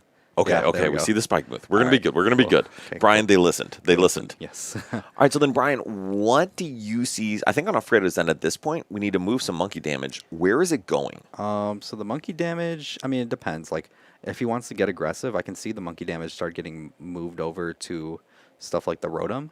But at the same time, you can kind of just accelerate a little bit more and put them onto, like, the Ogre Pond so you can take those prizes a little bit quicker. And so I think in this case, I would have liked to see it go on to the Noctowl, unless Alfredo's hoping to get one more corner on that Noctowl before it's knocked out. Yeah, definitely. So the Iona's going to come down. Ooh, we see Oh, Dark Energy. no. Oh, that's a lot there. That is 3 dark, but we have an Iono. So we can put that back into the deck, but whew, Yeah, that's scary. definitely is. Oh, man. So Tristan's got 1 card in hand. He does. Yeah. We aren't going to be able to retreat or anything here. Yeah, might be just another pass. And we Yeah. see the knockout from Frostlass. Yeah. I think actually as Alfredo was at 5, so we're going to go down to 3 prizes remaining. Yep, we see 3 prizes remaining. Yep. See the Raging Bolt come into the active here. And we don't see any sort of like counter catcher, gust, or anything like that. So something's going to have to happen here. Eli, can you make sure or he drew else- for turn? Yeah. So Eli just walked in. Yeah. So we're going to check on that. Yeah. You drew for turn, right? Whoever's turn, you drew for turn. Okay. Okay. Perfect. Just making sure. Yeah. Yeah, we'll see the Iono, the Grimsnarl, and Energy go into deck. Yep. Ooh, so we see the Morgroom. Ooh, this is not looking too good here. It's not looking Yeah. too good. So then, Brian, is there any way for Alfredo to keep this? I don't think so. I think he just loses here because the corner's not going to do anything, and he's down to 1 prize left. So He does not. yeah, I think I think So- that might be game. Unfortunately, Tristan's Iono there. If Tristan does not Iono, I think Alfredo wins. Yeah, Because we had the I think so, candy, too. we had Yeah. the Spike Mooth, we had it, but instead, we're gonna see the knockout on the Noctowl in between turns, and Yeah, and that might just be it. I think that is. Yeah. We'll see the corner for 20 for Yeah. what it matters. All right. All right, do our monkey math Yep. because there's so many damage counters as a part of this game. Yep. Tristan will draw, and then we will see Yeah. the knockout, and that is game for way Too much damage. damage. That's a pretty... Alfredo's just counting the math there. So we do see Tristan with Raging Bolt go to 3-1, so he will be winning a bunch of store credit here. Yeah. And Christian Moshi is going to be awarded this lovely Pikachu promo. So, Brian, would you mind grabbing Moshi, Eli? Yeah. So, if you don't mind, can I kick you off to chat with Moshi a little bit? Yeah. And then we'll close out here? Absolutely. So, what did you see, so that way I can prep questions for Moshi. What did you see from that game that you want to make sure we talked about? I guess just like how to keep, I guess decision making mid game. Yeah, it's right there.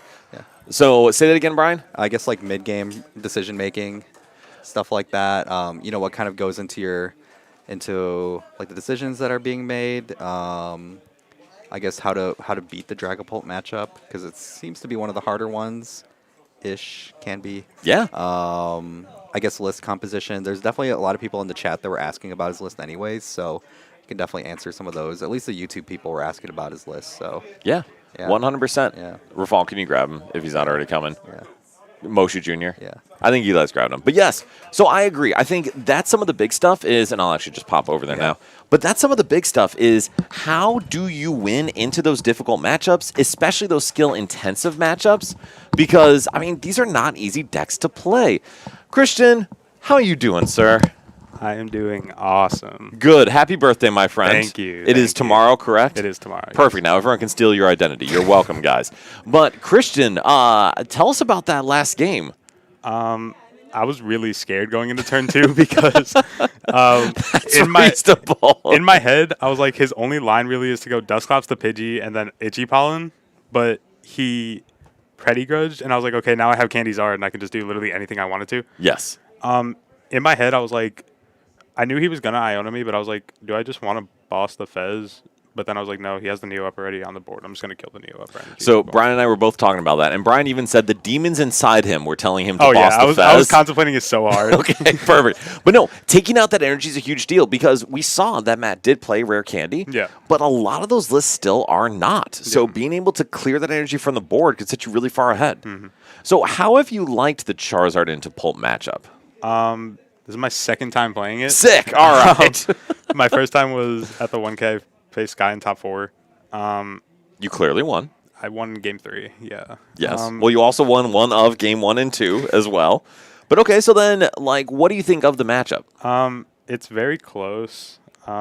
If my opponent can actually set up a Dusknoir, it's pretty, it's very hard to win after that. It seems atrocious, honestly, Yeah. if they can one-shot a Zard at any point. If I didn't, if I was able to Evo turn 1 instead of having to, I don't even think I played a supporter turn 1. I don't remember ever playing a supporter You turn did not. Your first supporter was Iono to 3. No, Yes. my first supporter was the boss. Oh, correct. Excuse me. The first supporter was boss. But okay, no, I see what you mean. If he's able to apply good pressure with Duskull and Dusknoir, then that's where he's going to win the game. But Yeah. otherwise, you can pretty comfortably take it. Yeah. Max Spell, Monkey Dory math changes a lot. Yes. I think I maybe benched the Monkey too early just because I didn't have the Dark in hand yet. I could have technically gotten punished if he was able to bring back his Duskull and then Dusclops it plus a Dragapult attack. But True. But I think you were fine. The biggest thing I saw that I wanted to compliment you on is evolving the clean Charmander into Flare Veil. That was such a good decision. And did you see the counter catcher in the hand that he researched? Yeah, that. If you like actually looked at it, when I grabbed his hand when he researched, I was very confused when I saw the counter catcher, and I looked at my Charmeleon, back to my Mander, and then back at my Charmeleon again. Yes, we did indeed see that. Of like, why am I still alive? Thank you for keeping me alive. Because I was like, in my head, I was like, if he literally just counter catchered the Melian, I think I just You do. lose. You absolutely just lose. Yes. But all right. So Christian, I'll get you out of here. But last question: if you were playing in Worlds tomorrow, would Charizard be the play, or would it be something else? Absolutely, Charizard would be the play. All right. So why is that? I think it's just me personally knowing the matchups very well. Like I know all of them basically by like the back of my hand. I've played so much of this deck in the last Yeah. like month and a half. I played literally nothing else, except just recently. I just re-sleeved Crustle, so we'll see what happens next week. Oh, if I do come next week. I don't think there's a stream next week, guys. So don't worry, you will not have to see Crustle, but we'll definitely keep you updated on that. I wasn't even supposed to be here in the first place this week because I got out of practice at 6. So I was Dang! like- All right. Well, I'm glad you made it out because you get the wonderful Pikachu prize, which is Yeah. fantastic. I love Pikachu. Let's go. That's awesome. All right. Well, thank you, Christian. Of Happy course. birthday, my Thank friend. you. Well done today. Thank you. Brian, you want to come join and we can sign off here? All right. So for everyone joining, thank you so much for being here. The standard content things, like, subscribe on YouTube. If you're on Twitch, follow us.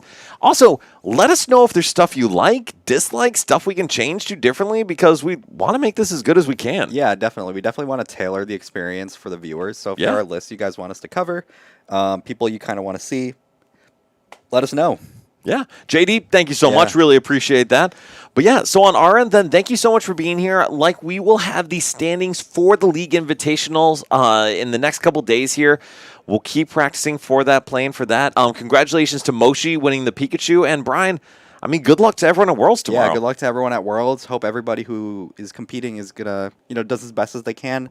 Hopefully, all the people at home will enjoy watching it. Yeah. And hopefully, we get to see some really high quality games and some just cool performances. Whether you're a TCG fan, VGC, Go, Unite, anything like that.